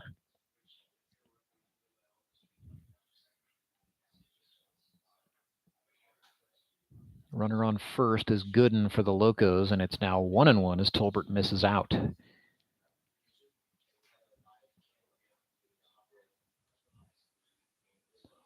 Tolbert from the stretch comes set from the belt. That's a breaking pitch right into the zone from the Toddfather. He's back out ahead in the count, 1-2. So the right-handed Tolbert facing the left-handed Simpson, who is just a year over being half Todd Tolbert's age. Sprays one into left field. That is going to be caught on the run.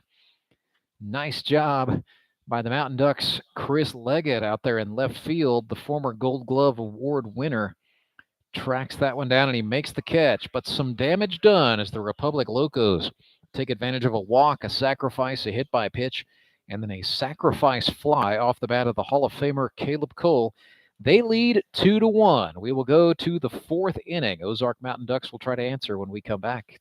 Coverage of the Grip and Rip Baseball League brought to you today by Central Bank of the Ozarks.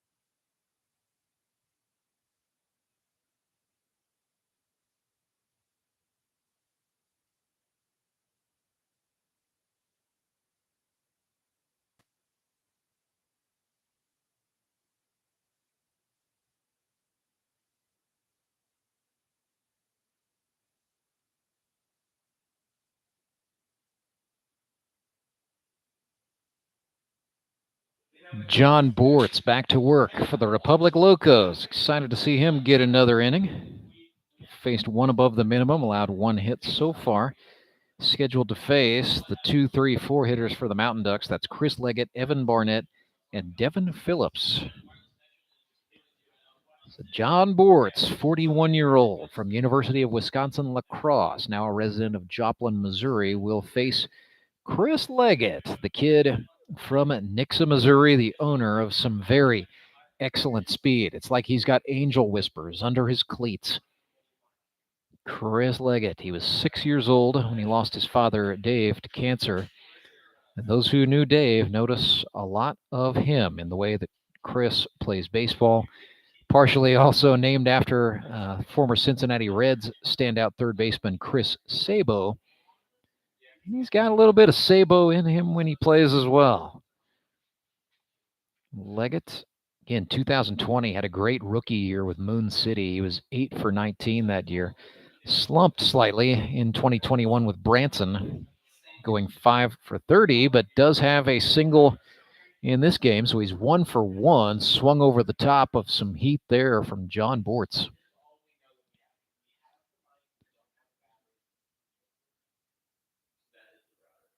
So Bortz ahead in the count on Leggett. Going back to that full wind, kind of a peculiar little stance Bortz comes out of. And that is a strikeout looking. Really cognizant of how his lower body moves and works is John Bortz. What he's trying to do is kind of sink his hips a little bit right before he starts sending all that energy forward toward home plate. Just sort of uncoiling like a spring. But you see why there is the velocity he had on that pitch to get Leggett looking. Something else. Evan Barnett next for the Ducks, struck out first time against Gooden. Now he's facing the right-hander Bortz, who misses out. 1-0. 2-1, the Republic Locos lead the Ozark Mountain Ducks, who are batting. This is the top of the fourth.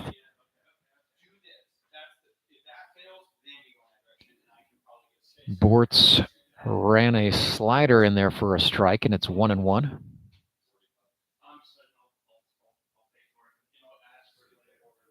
So 1-1 up there on the board. Bortz gets the sign from Hazelhorst. Deep breath. Comes forward, another slider. This one sent into the air into center field. That will drop for a base hit for Evan Barnett. And the rookie from Parkview gets aboard safely for the first time in his GRBL career with a single to center field. So he's on for Devin Phillips. So Devin Phillips, we mentioned, a veteran of the U.S. Army. He's from Willard, Missouri, where he now lives. He and his wife Zoe have 6 kids. I told him the other night, I said, dude, I'm impressed you are able to walk upright, let alone come out here and play baseball. And he said, well, I'm not shy about telling you my wife Zoe is absolutely a superhero. Freeing him up to come out and play some baseball, watching all 6 of them. But I'm excited to see what Devin Phillips can do here in the GRBL. Popped out to short last time. Bortz comes set, looks at the runner 3 times, then pumps a strike. Nothing fancy there, just a 4-seam fastball. Couple of rookies going at it here. Bortz working against Phillips. Leggett, short lead from first base, playing it safe with 1 out. Bortz's pitch is outside. Hazelhorst thought about a throw.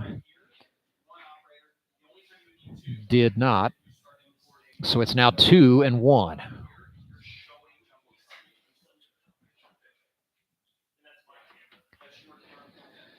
Next offering from Bortz. Oh, he bent it right in there for a strike.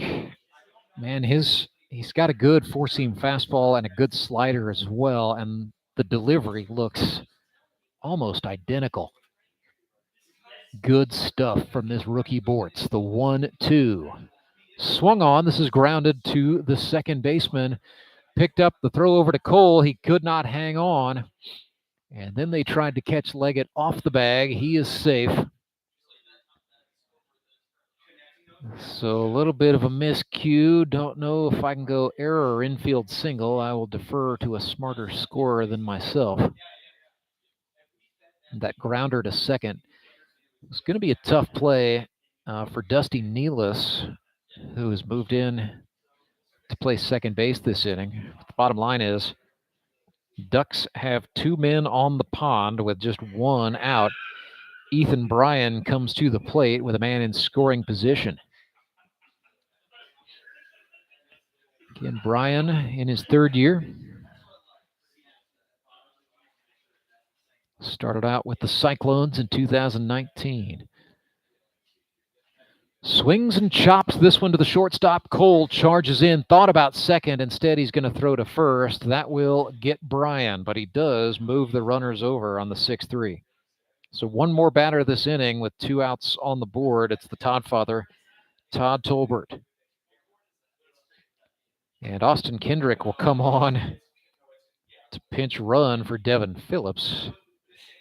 And I believe that is because that's a courtesy runner. Phillips is going to go put on the catching gear and catch the next inning. And the Mountain Ducks are probably scheduled to make another Henry's Towing pitching change. But more on that in a moment. Tolbert in the batter's box, chance for the Ducks to claw back in. They trail 2-1. First offering to the Todd father is a strike in the upper part of the zone. 0-1.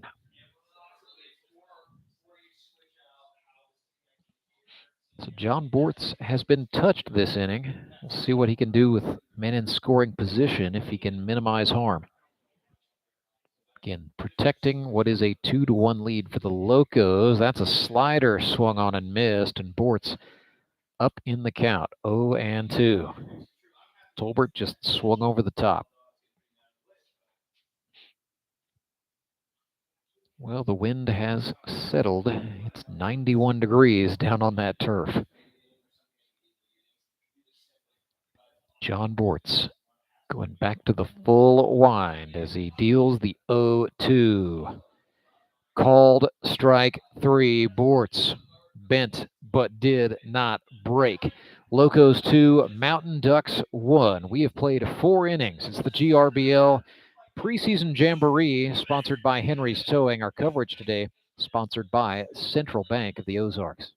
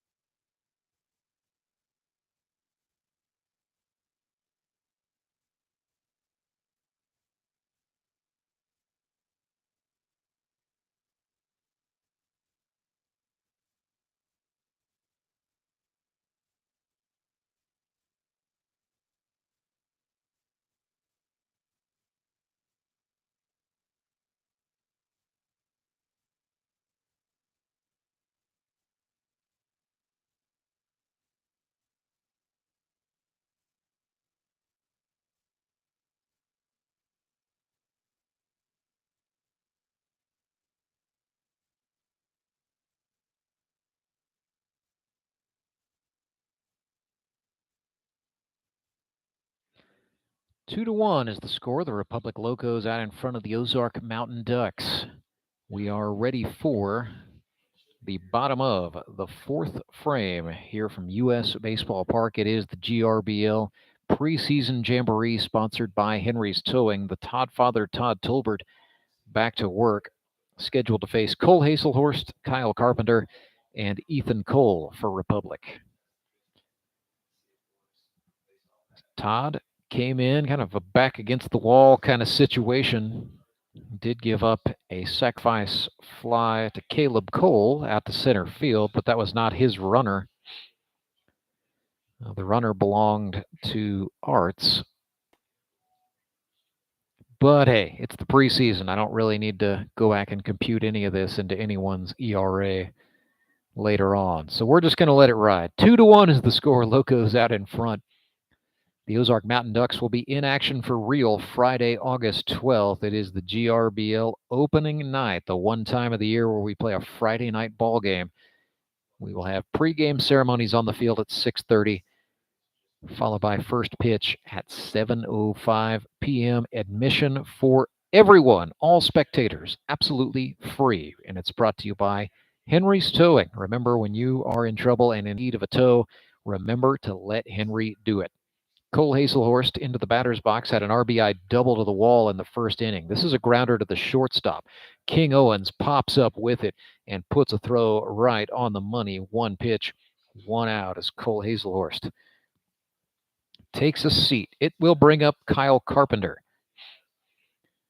Carpenter popped out to second base his first time up. Swung a pretty capable bat as a rookie for the Knicks Suckers, did Kyle Carpenter. 6 for 13 with a triple and 4 batted in. And he is trying to make the argument that he needs to get about 25 plate appearances this year. He wants to bat full time. Sprayed that one just over the head of the running third baseman, Mark Blim, for the Mountain Ducks. Ball drops to the turf.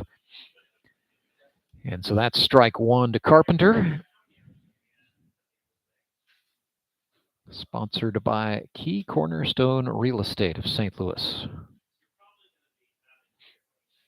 Kyle was a pitcher only in college, so relishing the opportunity to get some at-bats, trying to expand his repertoire to become a true two-way threat, and he will do it with hits like that. Little excuse me single trickles through into the field off the bat of Kyle Carpenter. Don't have to stay hot, or don't have to get hot if you just stay hot, rather, I should say. That's what he's going for. He is aboard for Ethan Cole. So the Locos extra hitter, Ethan Cole, a diesel mechanic, originally from Lee's Summit High School, or Lee's Summit North High School, rather. Lee's Summit, Missouri, now lives in Springfield, Missouri. He's a country music artist. Matter of fact, you can find his solo album, The Only Way I Know, on most streaming platforms. It's pretty good. First time I got wind that Caleb Cole had a brother who was a country music artist, I said, sure, I'll give that a listen.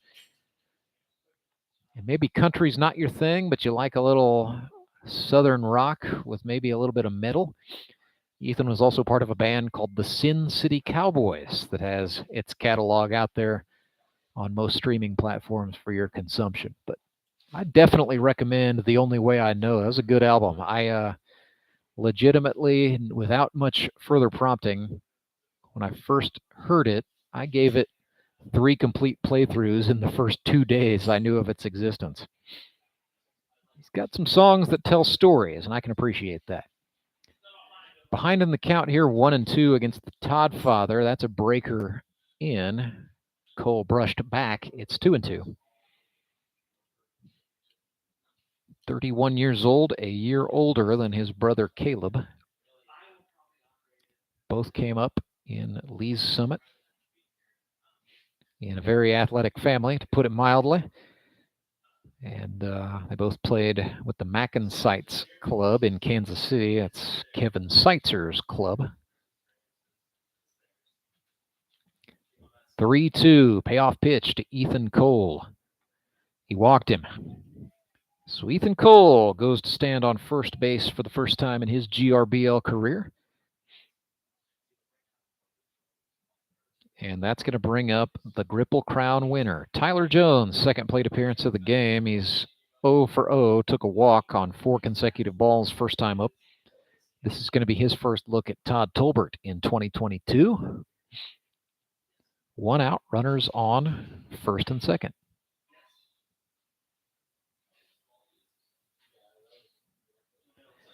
Jam shot swung on. This is fouled. Blim giving chase. Oh, and spilling into the guardrail on the dugout is the third baseman, Mark Blim. Getting up a little bit gingerly, but apparently no worse for the wear as Mark Blim. I think his pride might be injured, but his body's okay. 0-1 to Tyler Jones with a man in scoring position. Locos looking to pad a 2-1 lead. Tolbert from the belt delivers to Jones, who swung over the top of a breaking pitch, and it is quickly 0-2. TJ laughing to himself as he steps out of the batter's box. Quickly back in there. Just a little 360-degree.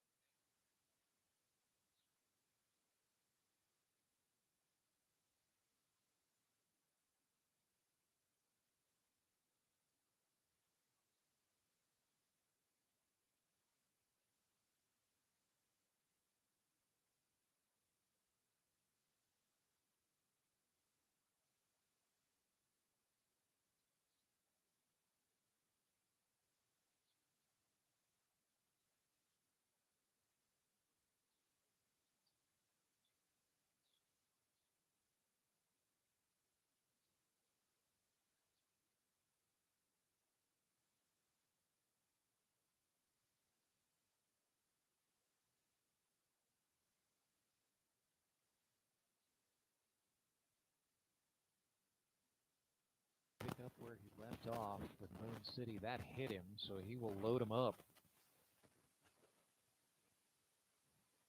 But that hit by pitch will roll him up. So not the result that Tolbert wanted, but the score remains the same. It is 2-1.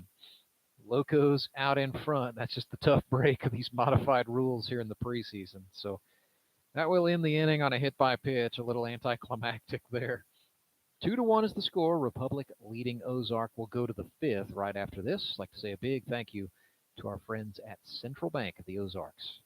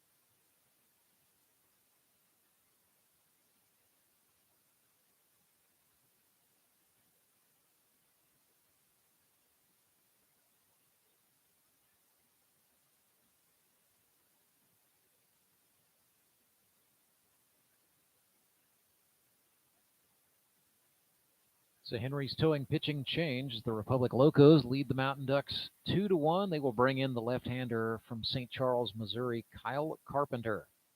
Wears number 10 this season.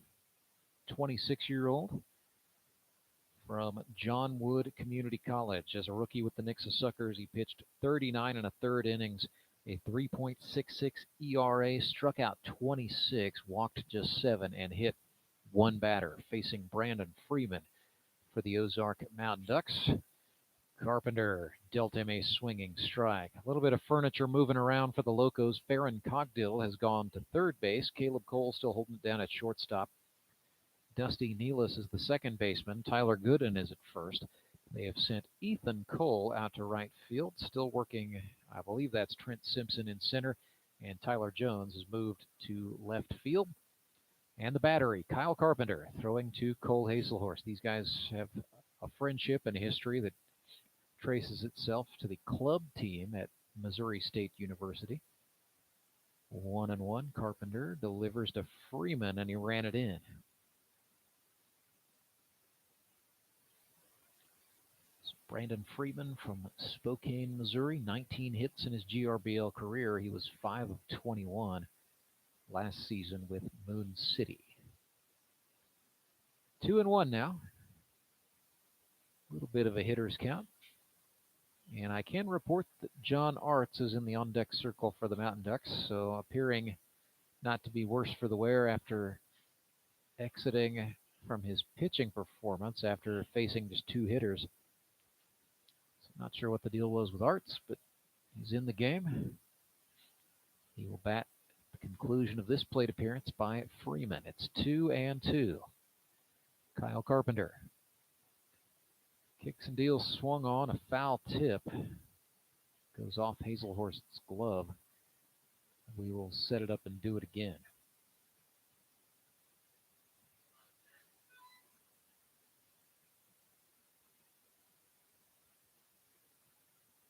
Carpenter has what he wants, comes home, swing and a miss.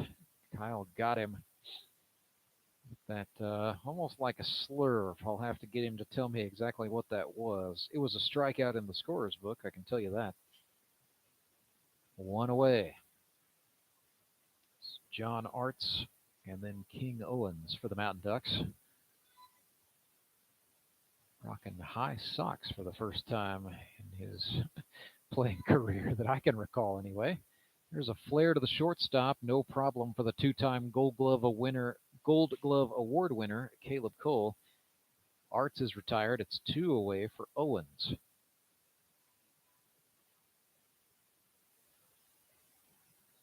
Locos will play him pretty well straight away. King Owens with the pants up and the high socks. Looks at ball 1 from Kyle Carpenter. 2-1, Locos lead the Ozark Mountain Ducks. Here in the 5th, it's the Henry's Towing GRBL Preseason Jamboree. There was a bouncer for a swinging strike to make it 1-1.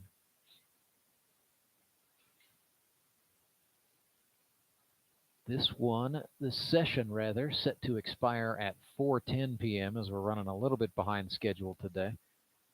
Then it'll be the Springfield Metropolitans and the Branson Showmen. I would think our approximate start time is going to be 4:30. And just a programming note, we will shut down the stream here on YouTube and start a new session, hopefully with some more capable bells and whistles to go with that, as Kyle Carpenter strikes out King Owens. So 3 batters faced for Carpenter, a 1-2-3 inning, and he protects a 2-1 Republic lead over the Ozark Mountain Ducks. We'll go to the bottom of the 5th. Right after this, it is the Grip and Rip Baseball League Preseason Jamboree. Streaming coverage today brought to you by Central Bank of the Ozarks.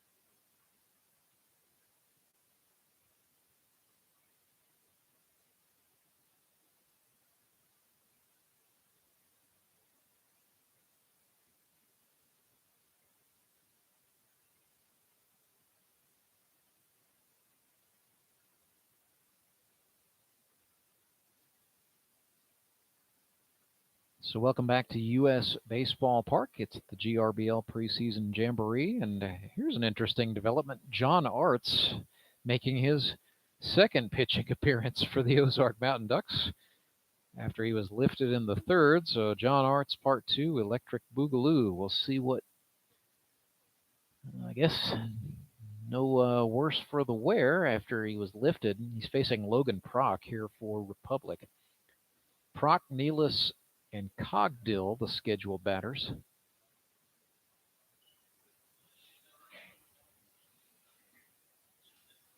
Two and 0. The barber pitching to the teacher. Prock puts one in the air. Brandon Freeman. Oh, he did not come up with it. And then the right fielder, Ethan Bryan, charges in to get the ball. That'll hold the runner. But trouble for the OMD second baseman, Brandon Freeman, as a shaky single goes into the books for Logan Prock. Why not? So Prock is on. Dusty Nealis steps into the right-handed batter's box against the lefty John Arts.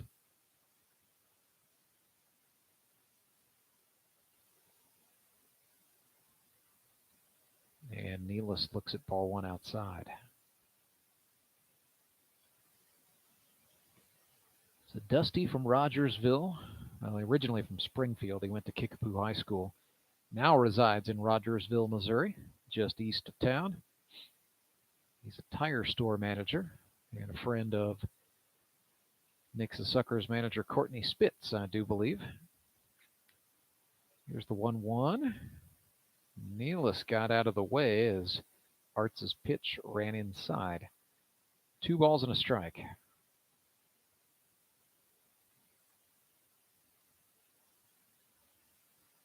Runner goes. Barnett throws to second. It took a hop. Ducks didn't cover the bag in time, so it's a stolen base for Logan Prock. Good decision on his part to take off there, beating the throw from Evan Barnett. And credit him for reading that the Ducks middle infielders were not going to get set up in time.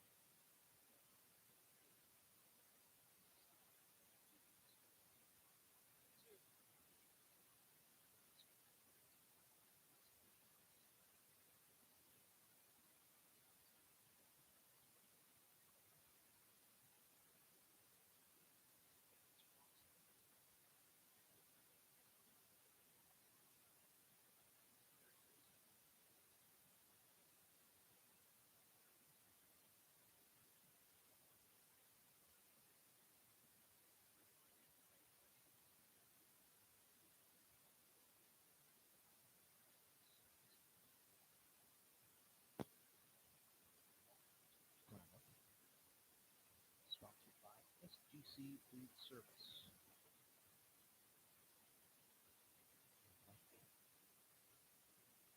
Nealis, he's from Rogersville, but he went to Logan Rogersville High School, played for the Wildcats. 36 years old, now lives in Springfield. Arts missed that one on the outer half. 3 balls, no strikes. Nobody out. Runners on first and second for Republic. The batter, Cogdill, looks at a ball out.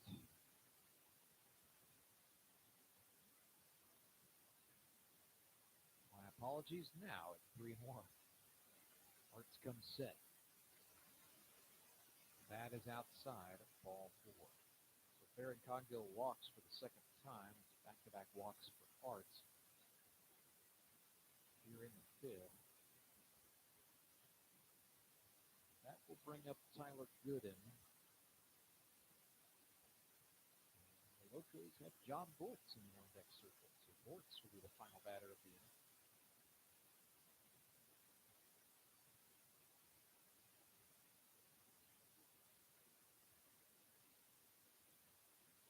Lefty Tyler Gooden from North Arkansas College is in the batter's box. Looks at the ball high.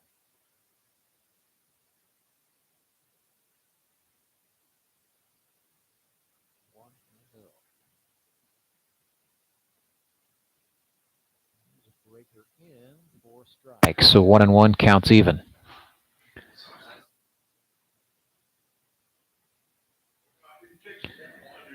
One and one. Arts kicks and deals. Whoa, got a big chase there. And Gooden, my apologies, that was 1-2. We got all kinds of assorted disorganization going on my end. I promise you, folks, I will iron it out by the time it's for real. So a strikeout for John Arts. Final batter of this inning is number 12, John Bortz, in the right-handed batter's box. Swings and grounds this one right side. Freeman with it at second. It's a fielder's choice. Ducks try to turn 2 anyway, but it does not matter. But a run will come across.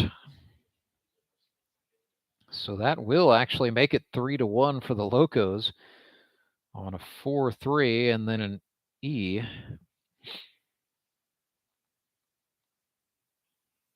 So it is now Yeah, that's 2 scored there. It is 4-1. So the Republic Locos pad their lead. We'll go to the the top of the 6th.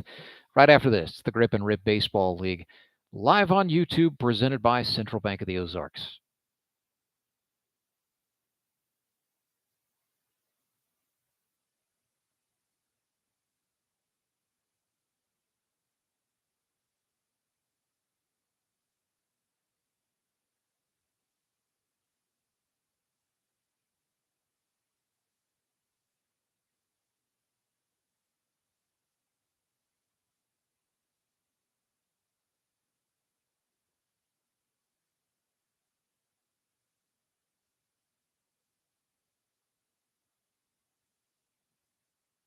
So Kyle Carpenter back to work for the Locos in the 6th inning. And as we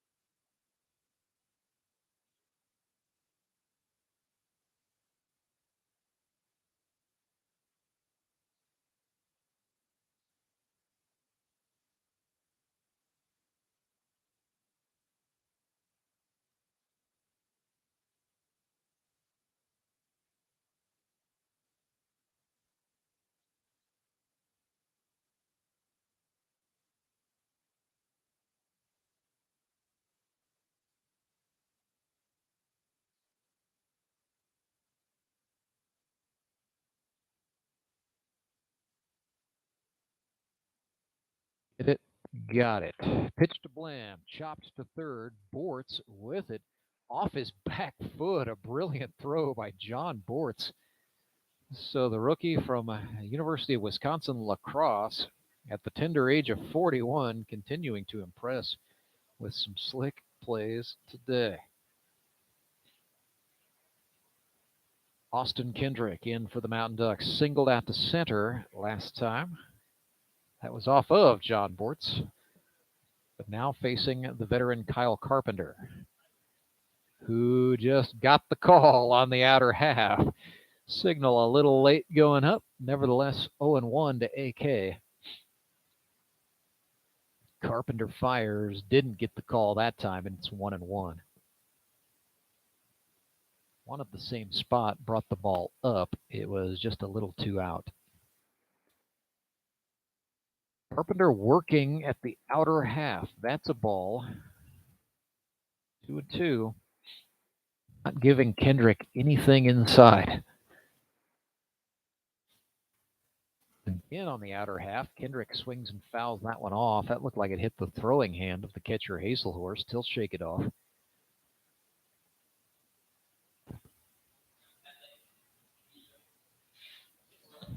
Kyle Carpenter wants a new baseball. He will get it. It's 2-2. Austin Kendrick. Oh, that hit him. Just below the 1 on the 5 on the back of his jersey. It's a hit by pitch for Kyle Carpenter. So 1 out and 1 aboard. Back to the Anderson Engineering leadoff position go the Mountain Ducks, and that man is number 2, Skylar Carter, the center fielder. Got his good pal Tyler Jones out there in center field for the Locos, normally a pull hitter. Swung and missed there. Carter, with his team trailing 4-1, trying to cut the deficit with one swing. There's another inside pitch. Carter pulls it to the first baseman. Gooden thought about second. Instead, he'll go step on the bag for the unassisted putout. Smart decision by Gooden. The play at second base to get the lead runner was just not quite there. So instead, he'll take the out. It's 2 away. Man in scoring position is Kendrick for the Mountain Ducks. The batter is going to be Chris Leggett. Into the right-handed batter's box he goes. From Nixa High School, Chris Leggett, 23 years old, third year in the GRBL. Actually, he's 24 now. Don't want to short him. Here's a foul ball up into the seats. A Bank of Missouri foul ball is going to net the youngster who returns that a shiny new quarter.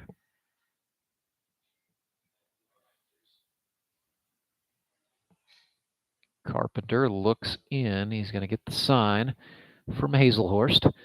The 0-1 to the speedster Chris Leggett. Ran it in on the inner half. It is a strike. So a pitcher's count, 0-2. Carpenter taking a minute. Getting a deep breath. Trying to get himself out of this inning.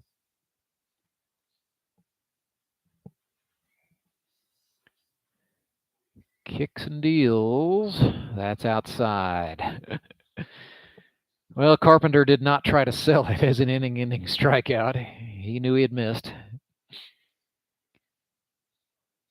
Back to the rubber he goes, facing Leggett. 1 ball, 2 strikes, 2 away. Mountain Ducks have a man in scoring position. Republic nursing a 4-1 lead.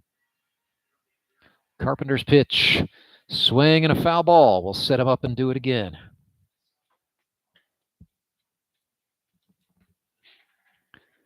So Chris Leggett doing his part to just extend the plate appearance, looking for something to hit. Carpenter not willing to give him anything straight. It's 1 ball, 2 strikes.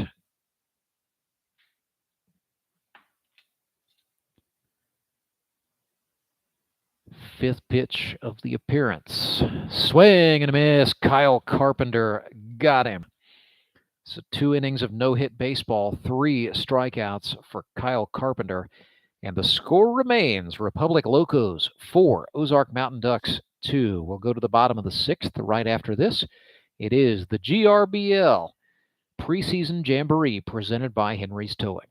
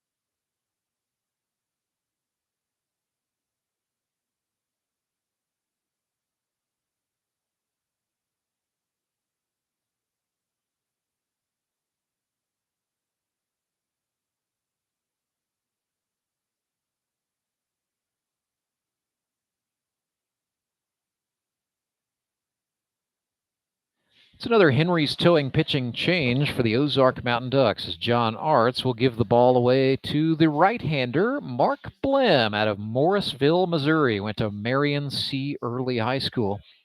Mark Blem now 39 years old. He's pitched off and on throughout his GRBL career, this being his 5th season.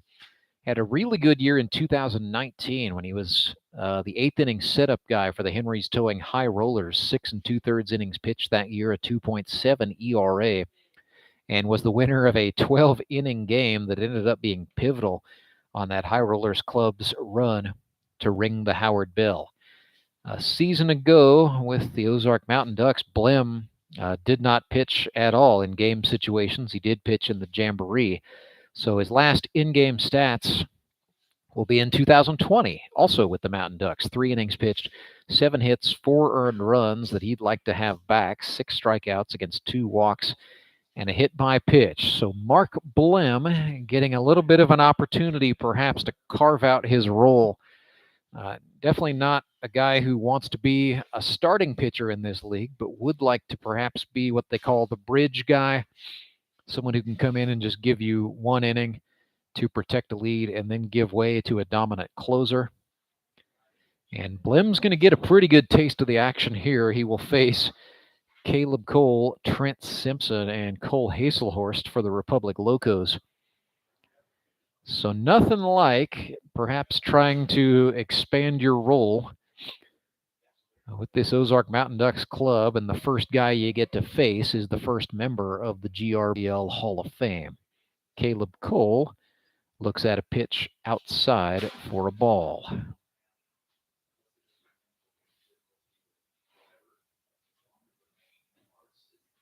The 1-0. That's a strike thrown. We'll take a minute to say a big thank you to Marucci Clubhouse Midwest, the official baseball bat supplier of the Grip and Rip. You can go to the baseball store for the latest in innovations from Marucci, Victus, and Lizard Skins. Well, Caleb Cole sends one down the left field line, and he's going to try for 2. They set it up, and he will beat the throw. Caleb Cole turns a single into a double, taking advantage of Ethan Bryan out there in left field, sliding in headfirst Pete Rose style, and he is in scoring position. So Caleb Cole doing his part to try to extend the lead for the Locos here in the 6th. They are up by 3, and he is in scoring position. Down the left field line it went. Blem takes a look back at the runner. Simpson is the batter in the left-handed batter's box, and Mark missed outside to make it 1-0.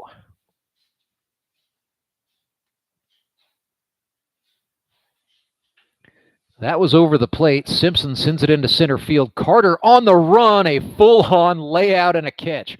Cole tags out, but the throw will cut him off in his tracks. A spectacular play by Skylar Carter in center field. Everybody is tipping the caps to Carter. Caleb Cole tipped his helmet. The pitcher, Mark Blem, took his headgear off. Everybody enjoying that from Skylar Carter. A spectacular grab and a full-on layout, robbing Simpson of a base hit. And that, my friends, is going to be our Big Whiskey's big catch of the game, brought to you by Big Whiskey's American Restaurant and Bar. That play by Skylar Carter, every bit as tasty as everything on the menu at Big Whiskey's. They've got locations in Ozark and in Nixa, and of course Springfield, Missouri, serving you. Slider from Mark Blem ran into the zone against the catcher Cole Hazelhorst. Blem being cognizant of the runner, that's Caleb Cole. Here's a jam shot lifted over the second baseman. That will drop down for a base hit. Cole will come around and score. It's an RBI for Cole Hazelhorst off of Mark Blem, and that makes it 5-1 for the Locos. Great piece of hitting by Cole Hazelhorst, taking what was given as Blem tried to force the issue. Hazelhorst sent it into the outfield and scores Caleb Cole. So Kyle Carpenter bats next for the Locos, and then they've got Ethan Cole in the on-deck circle. He would be the last batter of the inning. 5-1. Here's a pickoff move over to first. John Arts playing first for the Ducks, who now have Chris Leggett at second. King Owens is the shortstop, and Evan Barnett at third base. Devin Phillips is Mark Blem's battery mate. There's a slider swung on, fouled off.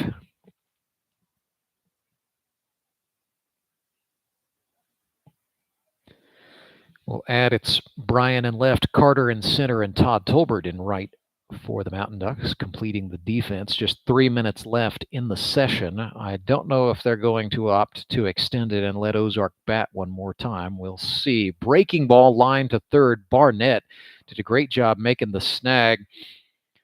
And then they double off the base runner, Hazelhorst. That would be the end of the inning. They should roll it.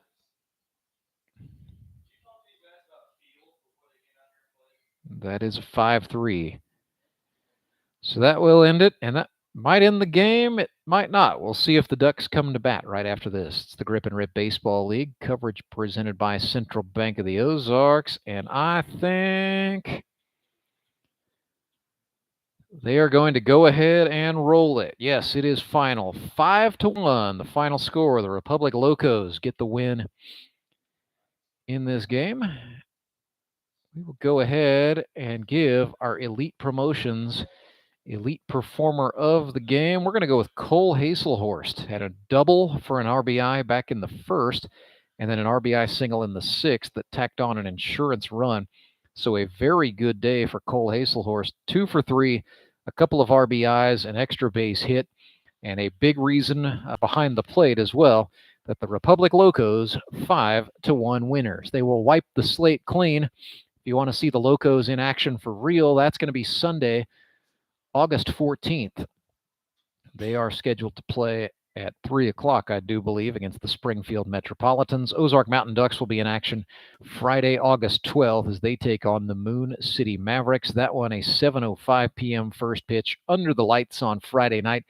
And admission for that game will be absolutely free to all spectators. That's courtesy of our friends at Henry's Towing. Remember, when you are in a jam, to let Henry do it.